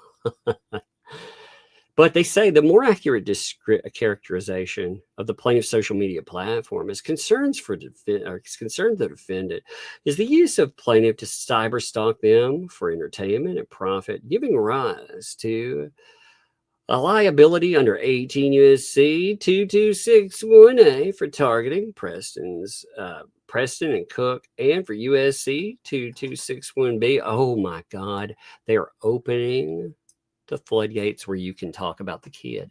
See, this is the thing that they're going to run into. See, Jeremy had no opening or reason to talk about the child. But now they bring in all of the stuff. That right there, their counterclaim. You have every reason to talk about the kid now. 100%. So as far as all of your concerns, you 100% have a reason to discuss them now and to put it on record. So as far as her own emails that her counsel has verified are real, those messages rather, I said emails, but messages, there's a reason that they could be brought up. Because in discussing this, they're trying to say, oh, there's no legit concern whatsoever. It's all for content. It's all fake. So they've opened that door for it, and they've opened the door to put it in front of a federal judge. So that's fascinating, isn't it? So you got to remember, like I say, you have to have an opening for it. Remember, when somebody opens that door for you, this is what I've been saying for a while. When they were threatening to sue on the behalf of, yeah, it's going to cause a problem. See, Bruce he's really caused himself some issues as of late too. In his all-out attempt to go after the Hales and to really, it's felt like 100% harassment group lately. But when he sent out that newest email batch, for example, right, when he's let me pull that first one up. I've got it pulled up over here. When he sent this out, for example, he's been threatening to sue all of us for a long time. He's like, oh, I'm going to sue all of you, blah, blah, blah. Well, interestingly, he noted this email is shared with journalists covering the case. So anybody he sent this to, all of us that he sent it to, he's asked us to cover this yet again. Not only that, but this claim that people, when you cover it and he doesn't like what you have to say, that's somehow cyberbullying and cyber stalking. Well, he's asking us to cover it. He notes that we can report on the terms, but not show fuck you, by the way. I can show it if I want to. But the idea that people are cyberbullies, do you invite cyberbullies into your life? No. Do you call them journalists? No. He's invited us yet again. Did anybody ask for this? No. In fact, people have complained to the court saying, hey, are we even supposed to have this? But he keeps throwing monkey wrenches into all of his lawsuit plans, which are just fascinating to me. It's the same thing that again, he complicates this whole idea. If he's going to, again, bring up the kid, yeah. So let's see. What are we on? 5, 4, 4. Hell, social media platforms are where people are educated, equipped, and encouraged with a dash of humor on the side. And look, they're butthurt about it. Is gratuitous and does not contain a factual allegation capable of a meaningful. Why are you responding to it, dipshit? Without knowledge of expenses. Okay, so 5 is it talks about expending time, money. Again, this is just background detail. This is just background detail. They're responding to it. Now, 7 is where you get an interesting, what that's going to be. So 7 says, I've skipped down to it because, again, there's background details. But since October 2021 to date, Cook resides on the same property as Preston, such as a Florida resident who is also a viewer of Hale's social media since at least 2020. Now, we know, number one, that she was a viewer of Hale. She said that she was. Now she's tried to pull that back, even though she's talked about it publicly. So, see, they won't even admit that she's been a viewer. Like, they again, they're saying she wasn't a viewer, not a fan, a viewer. Like, isn't that fascinating? So she didn't watch Jeremy Hales at all because she admitted to that. So she was indeed a viewer. When you think about that, a viewer is not, again, we're not talking about a regular viewer. That's not what that says. We're not talking about, again, a fan. We're just talking about a viewer. And she is admitted to watching his videos. She talked about, again, who he was and, him being a neighbor. And there are messages where she talks about wanting him to get that bank, get that cheddar on, so she could leave John Cook, just like she said to many people. So it's just fascinating. Oh, we deny being a viewer. And that doesn't, again, they deny everything. And now let's see. Now with 8, again, court has jurisdiction over this matter. That's what that's about. They deny it. They're like, oh, well, you can't do it because of the amount there. Now, again, there are a few things that have come up with the amount. We've discussed that. One of the things that is interesting, it looks like in litigation that it's pretty well established that the amount at the time that the case is established, when the court says yes, it meets all the criteria, they establish everything. So the court's establishing its jurisdiction. At the time, that's when it counts. You can't just go back and be like, no, sorry, Richard, look. There's already case law that talks about that. So at the time there, and even then, for them try to say that damages, you can't prove excess of $75,000 in damages, really? You think so? Okay. Game on with that one, too. We'll see how that plays. So again, let's see, all of this is all about, this is the same argument that they made before, that they were making in their countersuit. There never have been any valid claims of extortion giving rise to possible treble damages plus attorney fees, such as the inclusion of counts 3 and 4 and the complaint unduly influenced the court's exercise of federal jurisdiction. Quote, when the possible actual damages are combined with the possible treble damages and the possible reasonable attorney fees. Actually, one of the statements that came up in this, one of the things that really helped them make the decision was the signs. The signs. Remember, we actually had the document. We still have the document. What am I saying? We'll have to pull that document up again one day because, they want you to forget that when they were talking about the reasons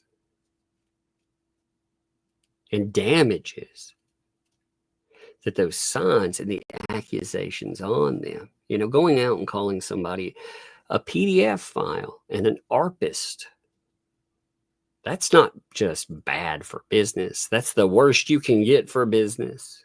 So, yeah, no. The game they're playing on that's so ridiculous. And they know it too.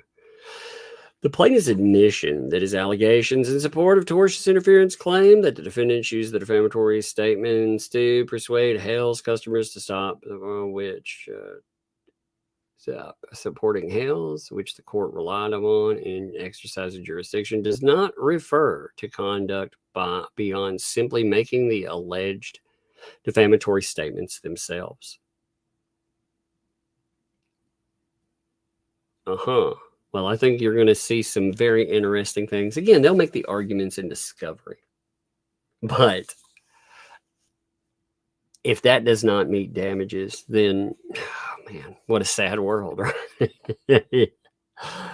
Oh, what a sad world. It is crazy. You know what's crazy about all this? What people are learning in real time is that all the faith that you have in the justice system being able to slow the roll on something like this is absolute bullshit too. I mean, the man has a protective order. You would think that that alone would mean something. I can tell you, man, protective orders mean squat, though. They do, especially as a guy with a protective order. Like they mean nothing. Now, I've never seen anything like you get out of Levy County. But, you know, most people, unfortunately, most people, they either fall into they're going, you have two, let me back up there. You have two types of people on this, right? The type of people that, well, when they look at a protective order, they're like, yeah, I don't want to go to jail. And other people are like, I don't give a fuck if I go to jail. Now, the second part are really bad, considering the enforcement of the protective order. That matters. And I'm telling you, getting enforcement on a protective order is ridiculous. It is absolutely ridiculous. The amount of just bullshit that is allowed, that courts allow, is ridiculous. And again, I think people are starting to see that. They see it with this, though. This is beyond. I've never seen a case take it to these levels.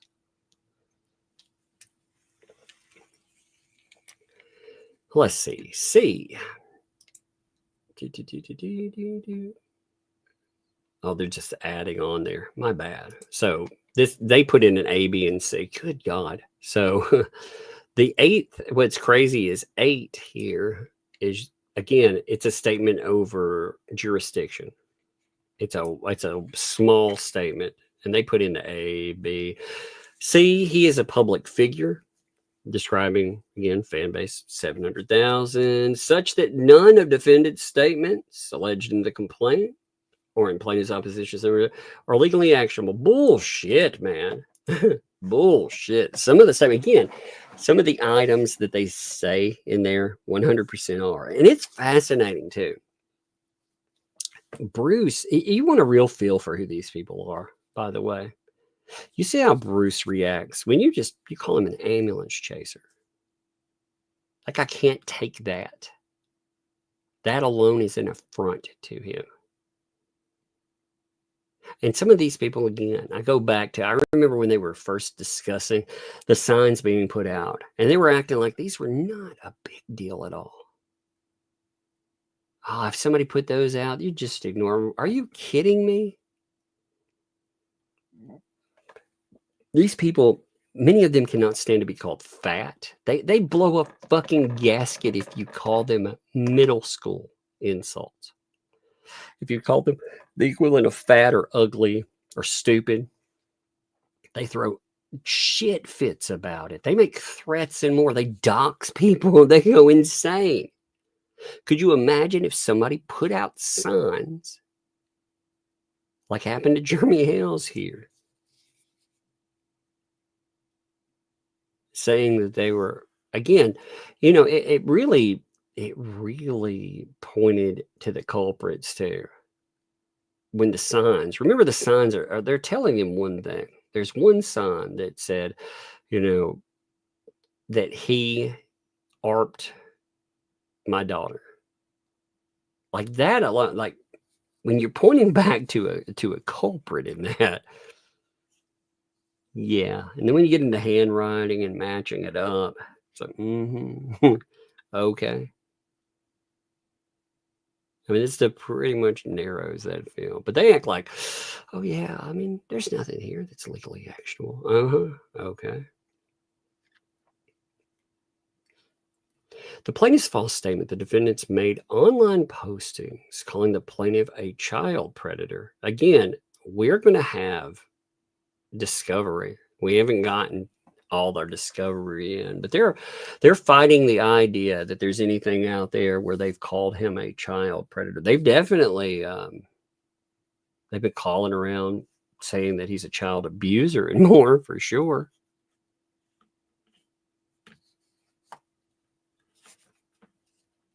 We'll see. We'll see what comes up. But they're like, oh, well, this allegation was not in the complaint, but included in the plaintiff's sworn affidavit, specifically to influence the court's exercise of federal jurisdiction, and which the court relied on in determining the minimal amount of controversy admitted. See, they're admitting here, you know, emphasizing that the plaintiff accuses the defendants of repeatedly, both online and in the real world, falsely accusing him of being an ARPist and a child ARPist. Okay, so now we're getting to the how many times do you have to be accused of something? First, it was the signs and how many people saw it over on that busy highway. Because, well, if we don't have more people looking at it, apparently that doesn't motivate. Again, if somebody were to post signs about someone, and again, I wouldn't wish this on anyone, but if they were to do that to like a certain lawyer, if this happened to him, he would fucking blow a gasket. He'd be suing everybody and their mother. But with this, of course, his answer is not enough people saw it, right? How can you know that people saw it? Are you kidding me? Oh, well, they didn't repeat it enough times. Oh, really? Oh, my God. What a defense. I mean, what a freaking defense. Didn't say it enough times. It didn't summon Beetlejuice, therefore. Jacqueline, thanks for the 13 months. You're the first channel that I subscribe to. I love this channel. Thank you there. I appreciate that, man. I appreciate you too. Thank you. I do. I very much appreciate you guys. You know, they'll let me do my thing. We talk about whatever. It's kind of fun. It's kind of awesome. I cover a case forever if I want to. Well, I don't want it to be, I don't want, here's like in covering cases, I don't want to be right now. I want to be right, or as close as I can be. You know, I want to show you whatever we find and we keep going. I love that. I love people stick with it. Crystal, thanks for the 2. Jeremy and George were in Ohio when the signs were placed. Yeah, that was one of their big screw-ups too, wasn't it? As far as accusing people of who could have done it, saying that Jeremy and George did it. Well, how does that work out? You know, how did they do it again? Did they just miracle down there? It's so bizarre.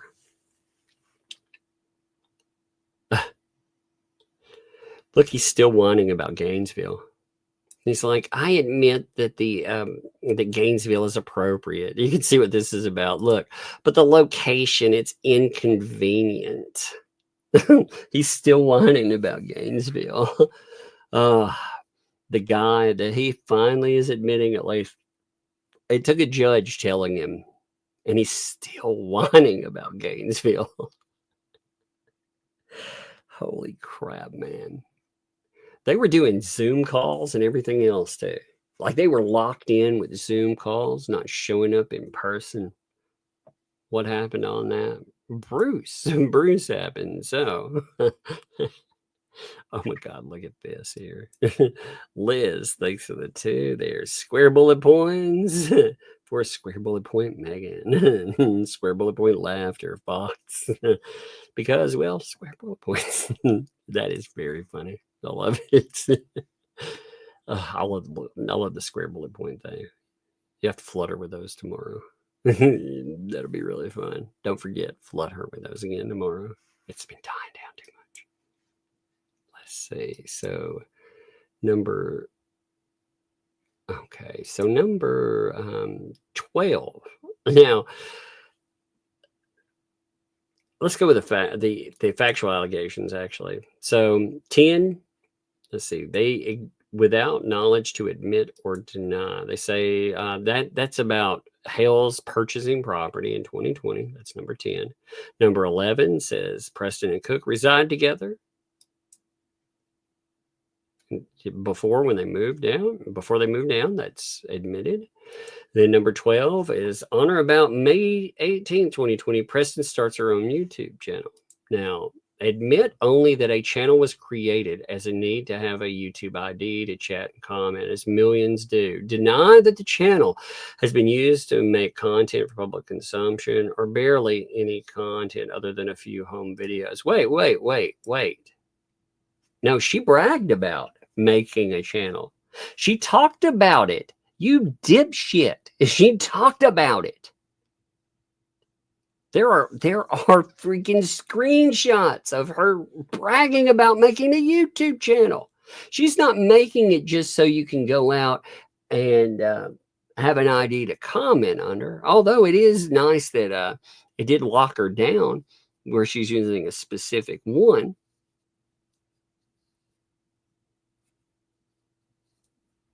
But yeah, isn't that interesting now? You know, another thing that lots of people have done is make YouTube. But you know, the way that they go in and they try to deny, again, some of the things that are easily provable, like they lie about. Like there's no reason to lie about certain things. Her making a YouTube, why lie about that? To make content, okay, if you failed at it once in a while, you know, again, it's a grind. When you first start out, it is a grind sometimes. If you're one of those people, you don't want this experience anyway. If you're one of the people that a video takes off and trends for right off the beginning, you know, you get a lot of eyes on you for a minute, but it only lasts for a minute. And people won't stay with your content or anything else. You want to build. You want to grow, build, go through the growing pains. That's what you want. A lot of people don't have the motivation to do that. It's fine.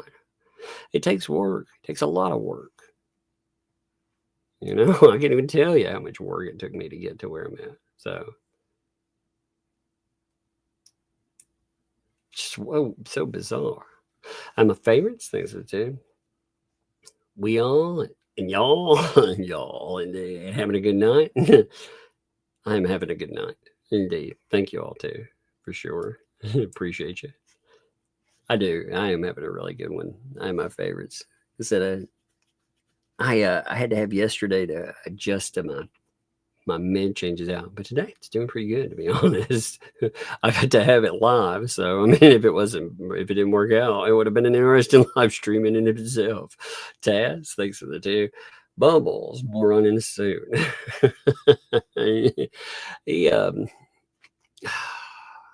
Just some of this stuff. I mean, I'm like, why sometimes? Okay, so number 12. Holy crap. So now they're admitting to taking the fan picture. Remember all the denials? You remember all of that about her with what's her name? Jamie Johnson. And that's who she took the picture with. Like Jamie, I'm pretty sure. My brain is a little frazzled in this second. So if I'm wrong on that, but I feel like I'm right on it. You know, usually I'm like 100%. I remember. But again, you know, my brain's a little all over the place. But the statement here, this portion in 12, yeah, thank you. Okay, so 12 is called The Stalking Begins. Actually, let's look at it. I'm going to show you what they're admitting to, because they spent so much time denying this very thing before.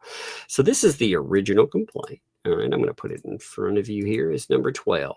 On that, it was on or about July 17, 2021.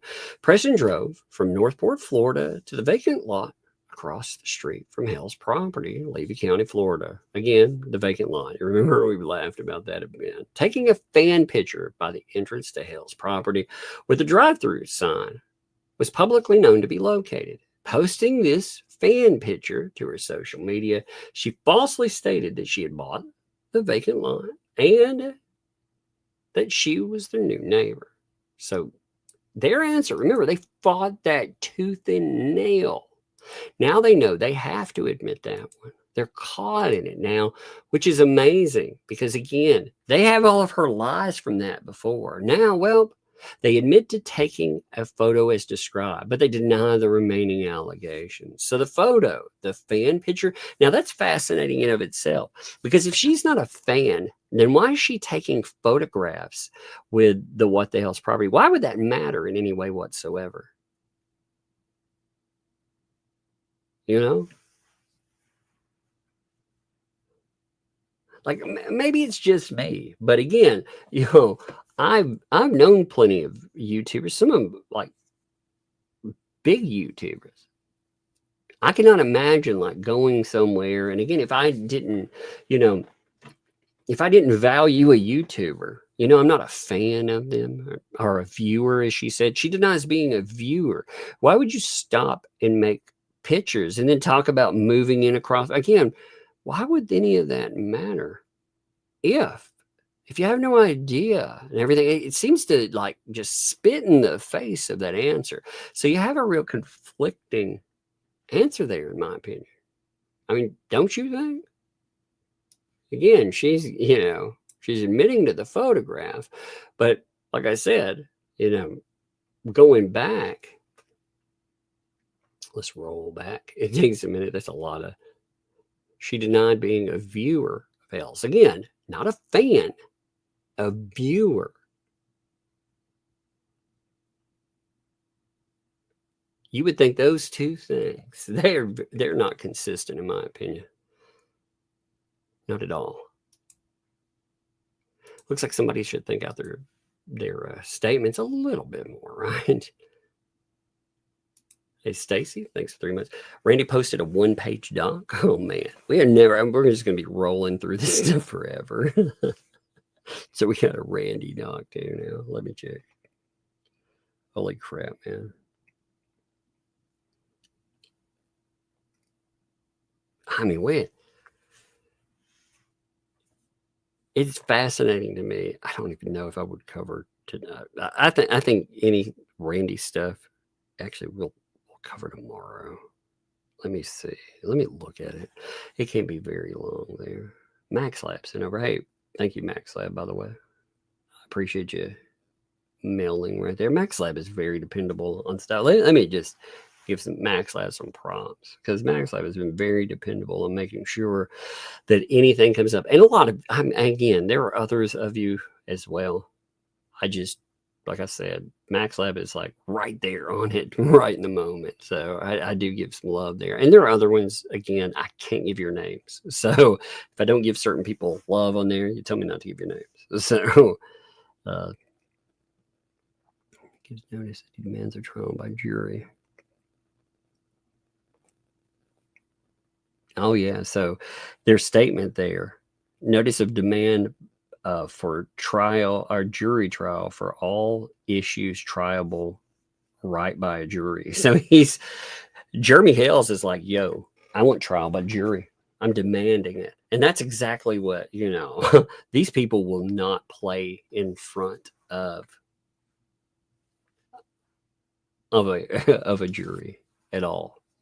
Can you imagine, again, the way that John could, you can coach them and stuff, but here's the thing.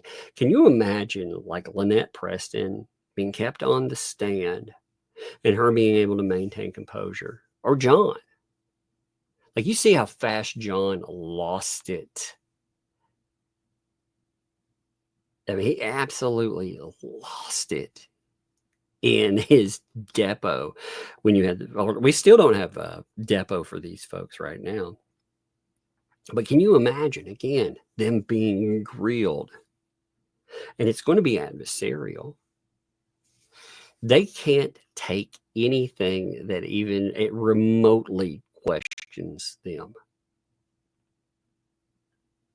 I mean, like I say, can you imagine them trying to seem humble or trying to play up all those buzzwords? Because that a lot of Bruce's narrative relies on the idea that when these people get out there, that they seem elderly, they seem like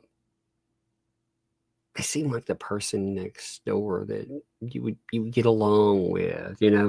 They're just these poor, like emphasis on as in not having money, plus poor as in unfortunate for this circumstance.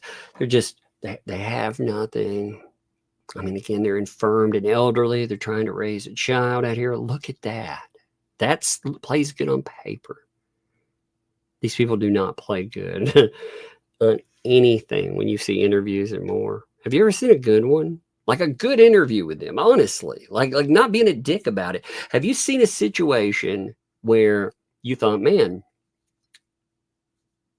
I feel like I could genuinely connect and feel empathy for that person there. Like I believe them. Because believability is a huge issue. And I think they have a real problem with that.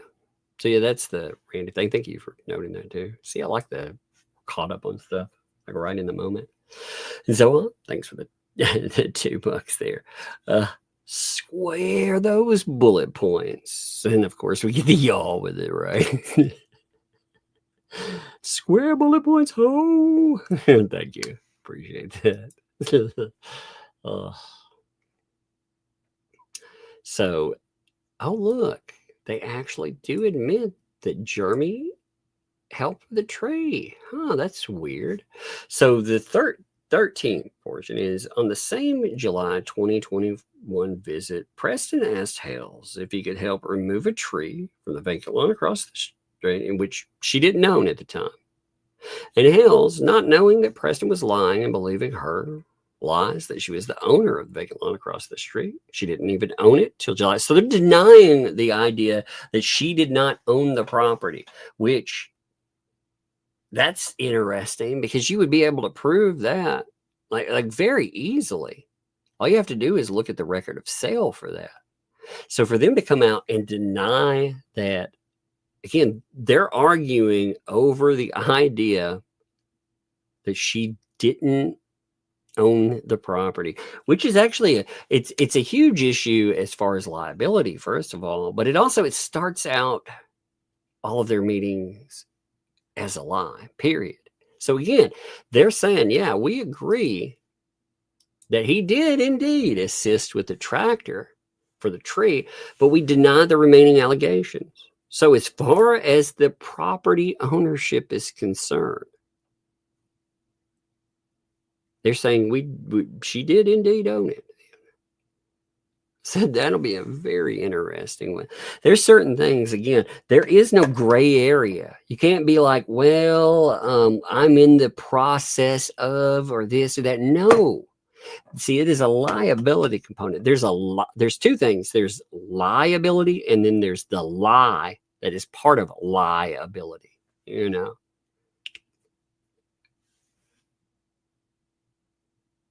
I mean, again, very easily proven or disproven. That'll be interesting there. What's up, DJ Redis? Thanks for the tip. Please send help. Lisa and Ray claim ICE is coming for. I saw that actually. I was like, what? They keep saying that DJ Radis, that ICE is coming for DJ Radis. I was like, what? What in the world? Oh, I don't know, man. That's a weird one, dude. Out of the blue. That also seems, I don't know. It seems a tad on the ist part. Since they like to go with the isms and ist, they like to claim that people are those things. Isn't it fascinating? Like that's their go-to. ICE is coming for you.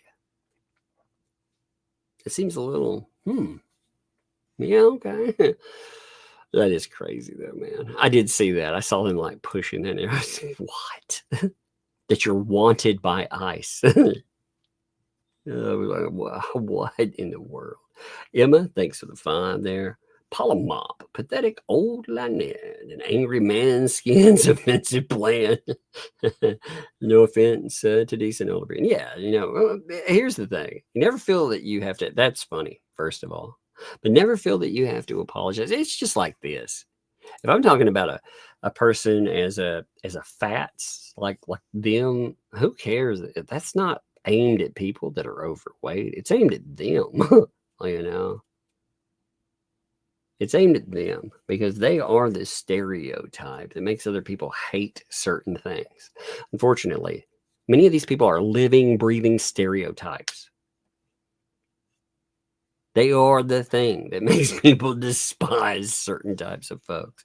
But no, I mean, who cares? Like for you, yourself, I don't care what age, I don't care what, again, anything. I don't give a crap. I love you all. I appreciate you all for sure, for real. So yeah, I think everybody knows that too. And I did like yours, like there again. Pathetic old Lynette. You could go with old if you don't want to put old. You could go OLE. Pathetic old. Lynette, an angry man skins offensive plan. You can go with that one then. Let's see. So 14, 15, and 16. So they admit that on or about July 21st, she listed her house for sale. So that on or about July 21st and on or about October 8th, they bought the same vacant lot across the street. Wait, I'm confused here.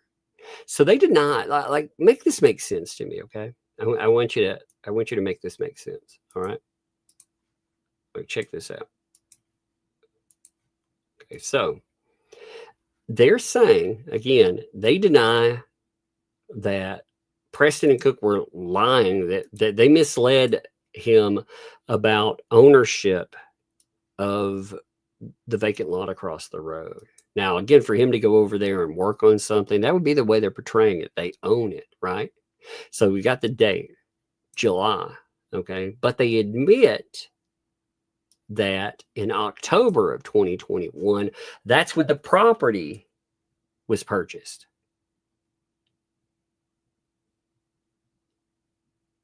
Make that make sense.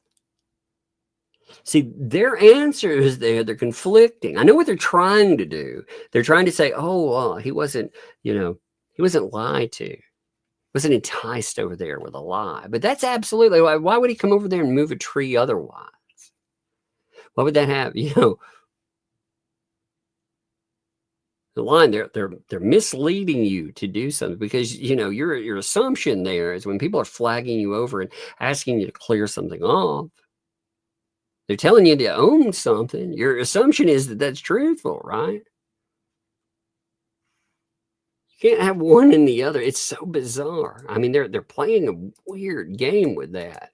They're admitting to things that really are conflict there. So bizarre. So 16, they sell their house in Northport on October 27th. They admit to that. They admit to Facebook groups that may have included postings related to donations for 501c3 tortoise rescue. So that was talking about the It's a Shell thing. They said between December 2021, February 2023, Preston and Cook created multiple Levy County Facebook pages asking for donations to It's a Shell thing, a purported tortoise rescue not open to the public. Okay, so they admit to Facebook groups that may have included posts. So they admit that they did create them. Oh, look, they also admit to the leap pads. Huh. Here we are. So between the December 2021, February 2023, Preston made it clear to Hales that she was a fan of Hales and would on occasion ask Hales for free merchandise, stating that she needed money to pay the bill. Wait. unable to meaningfully respond to what the phrase "made it clear" subjectively means. So they're playing a game. There are messages where she's telling them that she's a fan and other things. So made it clear? Seriously? Trying to play a word game with that. Now they talk about, again, number 19 is about the reception of the delete pads. Now, number 20, that is about the meet and greet. On or about February 15th, 2023, Preston asked Hales if she could attend for free, a paid meet and greet live event that Hales was having in Levy County, with many fans and supporters visiting on site from around the world. So, admits asking to attend, unable to admit or deny the characterization of the quantity of plaintiffs, fans, or supports where they came from. So she's admitting she wanted to attend for free. Okay. Hale said yes, they admit to. Now the donation box thing, they actually admit to as well. 22, that's she asked if she could bring her own donation box to the paid meet and greet. They admit to it. Isn't it strange? Like so many of these little things, like the items with the donation box. If I'm not mistaken, she denied that even being reality for the longest time. See, here's the thing, like some of their own statements here versus what she said in deposition before. You're going to have multiple documents that have been filed in court with conflicting statements and testimony. And it's going to be interesting, especially going to be interesting when you get to deposition with her. So number 23 is Hale said no. They admit to that. Now they deny 24, which is being denied further access to pecuniary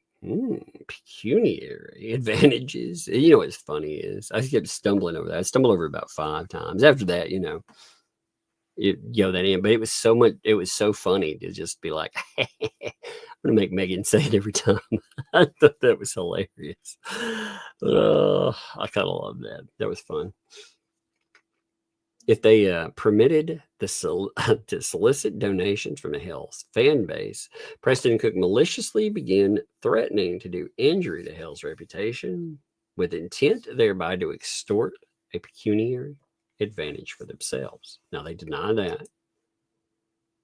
They also deny 25, which is Preston and Cook immediately began publishing defamatory statements about Hales on various social media platforms. In May 2023, for example, Preston stated on our social media, watch Jeremy Hale's video till recently, and Jeremy Hales only thinks about the size of his junk. So they deny all of that. That's fascinating. It's just a total denial. So they're going to tell me that she didn't post those things? That's rather strange, right? That is absolutely strange. Now, on or about May 1st, 2023, Hales went to Ohio with the intention of remaining there till fall 2023, only returning occasionally for town hall meetings, which occur monthly. Now, again, they're like, well, don't know. Although, interestingly, she noted in communications, I believe, I can't remember, there was a phone call communication where she talked about them being, it was with the police. What am I saying? So I actually do remember those. So she knew about that. I mean, to say, oh, no. Yay, Kirkpatrick. Thanks for the 2. Couch change. Dude. Here's a fun. When I was a teenager, I used to have a big LTD Crown Victoria. You know those old square looking police cars? You know, the big bulky square Fords. I bought one at a police auction. So all my friends would always ask for rides home and stuff, but they never would contribute to gas money. It always annoyed me. I was like, come on. They were always broke when it happened, right? Always. And gas was much cheaper at the time. So I would take the seat in the LTD and I would lean it a little bit. I would push it in because it had those police seats. So I'd push them in a little bit and it would cause a little bit of lean. And what it would do is it would make like change fall out of your pocket. So at the end of the week, you know, when people would ride like in the back seat, all their change would end up falling in there. And I would end up paying for the gas money because they wouldn't come off gas money. I'd be like, you jerks, man. You guys, I don't have any money. I'm broke. I'd be like, yeah. We were running off spare change. I thought that was hilarious. Like that ran us back and forth.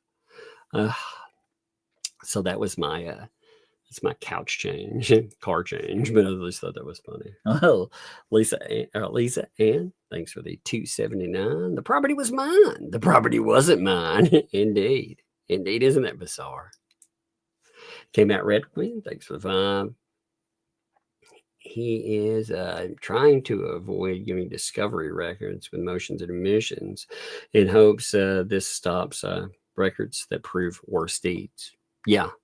I believe that, actually. You know, he's hoping to. Well, here's the thing, though, that you cause yourself a real problem with, too, as far as discovery. If you don't come off of the thing, like people will ask for something, but when they ask for something, they'll know the answer. Like good counsel will already know the answer to any question that they ask. You know, and Randy's good counsel. So I'm going to go ahead and set up the live thing for tonight. Just give me 1 second and we'll continue. I'm going to make sure that it's set up so if that way I don't have to worry about not having everything set up correctly. There. I'm going to go ahead and set up my my forward real quick, and then we'll continue. I just want to make sure it's set up right. That way I don't have to, you know, we can play it down to close to the wire for the redirect. I couldn't think of the word. All right, there we go. Okay, so I've got my redirect set up too. That way we can stream for, we still have a bit of time. We won't get everything in here, but we've got a lot. I'm sure, like I said, Megan and I will, it'll be interesting to sit down and to talk about it as with somebody else. I have to get a lot of this out of my mind too. You know, again, this stuff came up in the middle of the night last night. I mean, we're talking about late night. This stuff ends up dropping. So, you know, because it was filed, again, just to give you an idea of it. If you look at the file date on the document, where are we at? 25. Let me mark that. If you look at it, it's 0208. So it was filed yesterday and came up yesterday. Again, that it's wild for it to drop into the system like that. A lot of times you won't get a same day delivery. That doesn't happen a lot of times. You know, this one's been a little more timely than a lot of the cases that we see. Some cases have a real lag, but then for them to come up on the weekend, I thought that was kind of crazy that it came up on the weekend. Not just that it came up in a day, but it came up on the weekend there. Well, daily dysfunction. Thanks for the 2. My tortoise stepped on a bee. My anxiety is over the roof. Indeed. Indeed. Man, you got to watch those bees, right? I love that. That's actually funny. Okay, so let's see. What are we denying? 27. Okay, so 27 is an interesting one. In May 2023, when Hales returned from Ohio for a town meeting, Cook, 1, pulled a gun on Hales as Hales was driving by on a public roadway to enter Hales' own property. 2, trespassed in his truck on Hales' property with a gun. And when Hales confronted him and requested him to leave, Cook told Hales that if he moved one step further, he would see something go bang. And 3, maliciously threatened to do injury to Hale's reputation with intent thereby to extort a pecuniary advantage, and accordingly publicly stated falsely on Facebook that Hale's fiance had oral sex with him and that he has the photos to prove it. So they deny all of that. And that's amazing because, again, the Ohio Protective Order is based on part of that. We also, as far as the stuff aimed at George, with the rooster comments, I'm going to say, you know what I'm talking about there. Rooster comments. Yes, that stuff is there. I mean, you have proof of that happening, but they're denying it all. That's wild. And, if you're sitting here thinking, well, they're denying, certain words or items. Yeah. When they were talking about jurisdiction, they wrote almost a page worth of notes on jurisdiction. But with this, they just made it with one word. They unequivocally deny everything. It's a denial. Oh, no, all of that. It's a denial. Uh-huh. Strange, huh? Now, we're reading, let me pull up one thing. Let me check something real fast. I want to see in each one, what is this? This is 69. Okay, give me 1 minute. I'm checking the other one. I'm making sure that an answer, what number is that? 27. 1 second. Okay, so on 27, you'll notice it depends on the document. There's a document, or not 27, but 28. There's a document for each party. Actually, wait, they fucked up there. Oh man, that's interesting. Wait, oh man, that you want to see a fun thing? I just caught something. I caught a real screw up in this. Good job, babies. Good job, Brucey Bruce. You want to see a good one? That's really funny. You want to see how dumb they are for real? Okay, so you notice that now focus on number 27, right?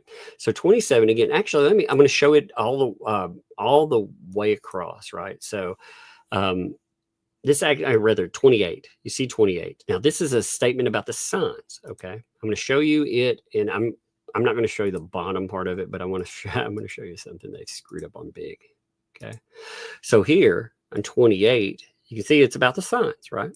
So that's number for sure. That's about the signs. Yeah. And one of them is about Preston. The other one. Okay.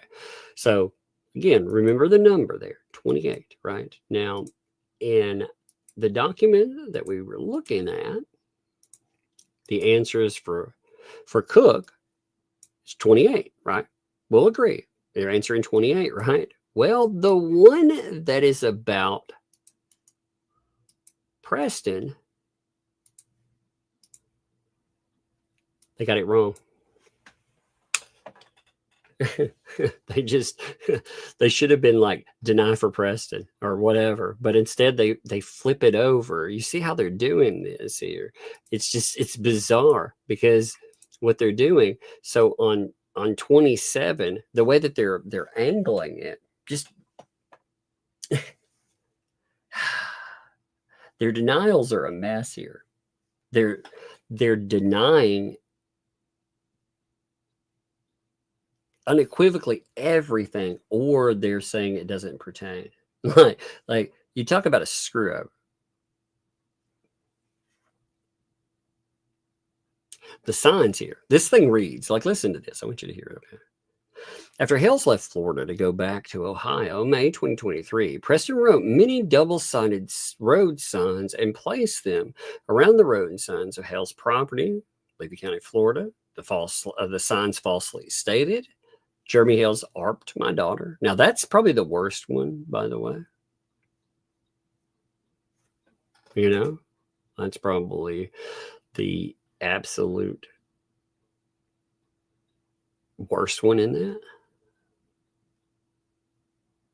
because it points to a specific, it points to a child victim, and it's singular. It's worse for not just accusations, but it's also the worst for them, because it kind of limits down on my daughter, right? So they have that sign. Jeremy Hale's got to go. What the hales? Jeremy Hale's Ohio ARPist, no ARPist, no Ohio ARPist in Levy Co. Stop Jeremy Hale's. Jeremy Hale's needs to go. No child ARPist in Levy Co. And stop Jeremy Hale's, no ARPist in Levy Co. Now, what's interesting, okay, so check this out. Now, this is what I'm going to, this is the screw up for this, okay? So they say that this doesn't pertain to John Cook, right? That's the way they're doing, okay? But if you, they didn't, okay, you see the, does not pertain to John Cook. But if you remember the document itself, right? So check this out here. I needed you to hear it all and see everything when we're talking about it. Remember, this also comes with footnote. Now, the footnote that's talking about all of this is talking about the about Preston posting on his social media that John posted the signs, not me. So riddle me this: how does that not pertain to John Cook? How did the signs not pertain to John Cook at all? Again, when the footnote here very clearly and concisely says that John Cook is responsible for them.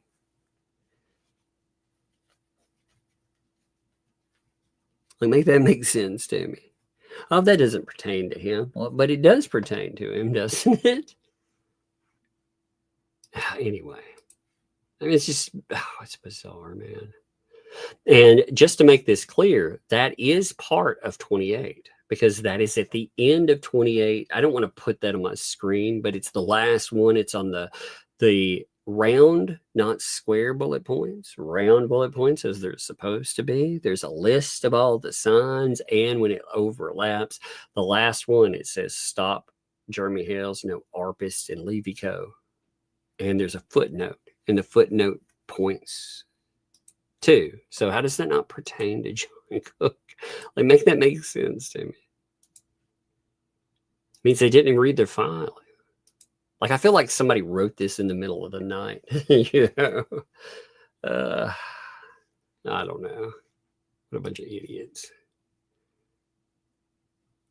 Liz, thanks for the super sticker there. So like, come in too. Thank you. Appreciate you, Liz, by the way. Thank you for that. Thank you for that.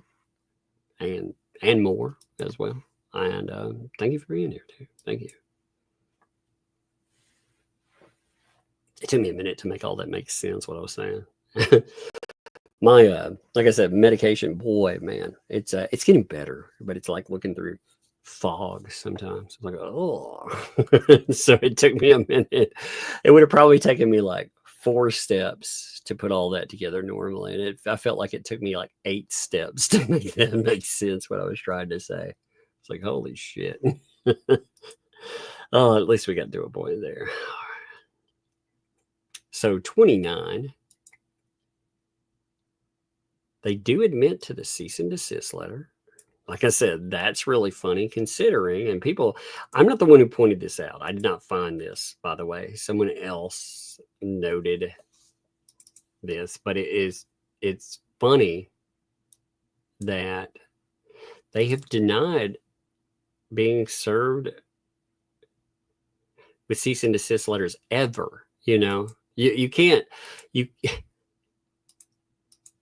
they're not saying, oh, well, like I'm sure a deflection point would be, this is talking about Northport. No. It says we have never been served with a cease and desist ever. Prove it. Ever. We have never been served with a cease and desist ever. So there is no deflection point where you can say, because they're telling you, none, never been served with a cease and desist ever before. Period, point blank.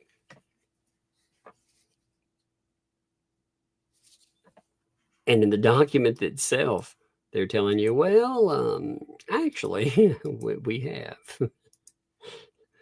We admit that the plaintiff had a cease and desist letter sent to the defendants. So I was thinking about the deflection on that. When I first saw it, I thought the way they're going to try to deflect against that is to try to pretend that this is about Northport. Well, that's not what it says.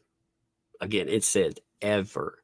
We have never prove it. Okay, well, here's your proof. You admitted to it. Jackass. I swear. Oh, love it. Liz, thanks for the 10. YouTube says no. I want to send you my breakdown of polamop. You can mail it over. I'll check it out for sure. I will definitely look at it. Oh, by the way, I'm going to say JC. Links are they're sent a 15 PayPal. Sending you wishes for the very best of health. Thank you. Thanks for all you do. Much love to you and the Tuglets. Thank you. From you and fam. I don't know if you want your name on there. So I say from you and fam and you. Thank you. That's awesome. I appreciate you. Yeah, I'm getting there. You know, I feel like I've gotten in a week. I feel like I've gotten back up to speed. I want to do some videos on the Blake Lively thing, but making videos is I don't think I'm there yet. I just can't. It's like the setting part to make it. It's like, oh, I can't do it yet, but I'm getting there.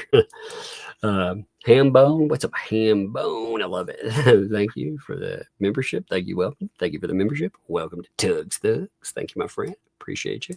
Hambone, I love it. 30. Let's see. They admit in 30 that she did. Okay, so they're admitting that she posted, I'm going to stand tall and not let Jeremy Hales hurt me ever again. She will put a cap in the ass of anyone who messes with her. I'm done with it. You met your match, Mr. Hales. They spent a lot of time denying that was about him and threats and everything else. Remember that? Remember how they denied that? Because I seem to remember them spending a lot of time during his deposition, asking him a lot of questions about that, only to now be like, yeah, that's actually right. So 31. Despite knowing the falsity of their statements, Preston and Cook used the defamatory statements to persuade Hale's customers to stop supporting Hale's. So deny generally and deny any additional actions or comments apart from the alleged statements themselves to the extent made that could constitute using statements to persuade Hale's to persuade customers to stop supporting him. Wait, deny generally and deny any additional action or conduct apart from the alleged statements themselves to the extent made that could constitute using statements to persuade.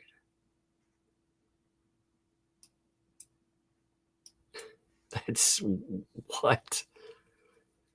Despite knowing the falsity of their statements, Preston and Cook used defamatory statements to persuade Hales. So they admit that they admit to statements. They don't want to admit they're defamatory, but they admit statements. They admit that is such a bad worded thing. Why would you go in and deny certain things that 100% are provable? You know, like the tractor incident, you know, and the baking lot, but then come in and convolute this to the point where it sounds like, yeah, you're kind of admitting to some pretty bad stuff here. Like the way that that reads is I would make some of these statements crystal clear. I wouldn't muddy the water because again, they're like deny generally. And well, I generally deny that and deny any additional action or conduct apart from any alleged statement themselves to the extent made that could constitute using statements to persuade customers. So they made statements. They're like, well, we made statements that they can persuade customers. This sounds like an admission of guilt, is what that right there is. It's either a terribly worded item or an admission.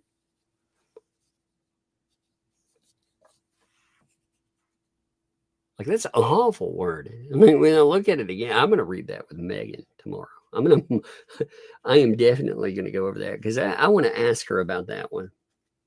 Let me make a note of that one. I mean, that one,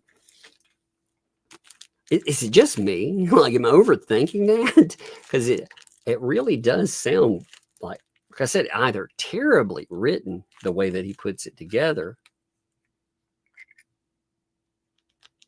Sounds almost like an admission. I'm opening a notebook. I've got a little notebook here, but it's closed. It's still in the ringing pack.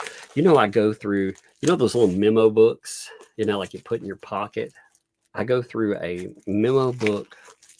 On this case, I go through a memo book a week. Sometimes I had to buy new ones. Sometimes I go through more, depending on how crazy things are, because I make notes for myself, you know, a lot. Let's see, what was that number? 31. Let's see. Item 31 review. Okay. That's one I really want to read over. Okay, so 32. Hales reported all the above events while in Ohio, and in September 2023, the Ohio court issued a 2-year renewable restraining order against President Cook for stalking Hales and fiance. So they admit that the plaintiff procured a TRO from Ohio court where he was represented by counsel and where defendants were appearing via remote video conference pro se. You can't play this game right here. I hate to tell you, Bruce, but you can't say, oh, well, they were underrepresented. They had a court filing. Or they had a court filing. They had a court case. I said court filing. They had a court case. And they decided to come in and to represent themselves pro se. They decided that would be the best way to go. And he's like, oh, well, actually, no, fuck you, dude. Like I said, this is the kind of garbage. If we were talking about a woman being stalked here, you think about this. If this were reversed and we were talking, because we are talking about a woman, but, you know, because George, like you think about George in this case, George was issued this too, because John Cook is stalking her. Now, those were the faces to this mess. If we weren't talking about Jeremy Hales and Lynette Preston being the face, if it were different and people actually switched their thinking a little bit and they thought, well, you know, other parties here include, if George was the face of this and John Cook is the person you throw out there, suddenly it becomes a lot more menacing looking, doesn't it? And suddenly it looks a lot more like victim blaming, doesn't it? But it's the same thing no matter what. It's still victim blaming and it's still a bunch of bullshit. It's just that Jeremy Hale, you know, he's not out there handling business a different way. He's trying to handle this stalking within the law. And they couldn't be bothered to get counsel before. Oh, but they got the counsel out there that's trademarking their polybops or whatever the fuck they have. You know, again, they have enough time to trademark, you know, polyps in their butt or whatever that thing means. But they couldn't be bothered to bring in counsel before. I mean, that's their problem. That's their problem. I don't think they would have had any. If Jeremy Hales would have lost this, do you think that there would have been any sympathy, any empathy whatsoever? Absolutely not.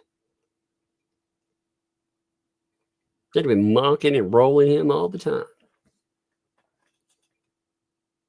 He wins, and it's like, oh, whataboutism. Like I said, you got to remember, the other parties in this. Again, I think that's the illustration of how jacked up this stuff is. If George would have been the party that you immediately think about with Walmart, when there was that Walmart incident with John Cook there. If George would have been the face of it and these people were stalking her, that's the way the public perceived it. Do you think they might have they definitely have a bit of a different face on trying to spin this? They want you to conveniently forget John. In fact, so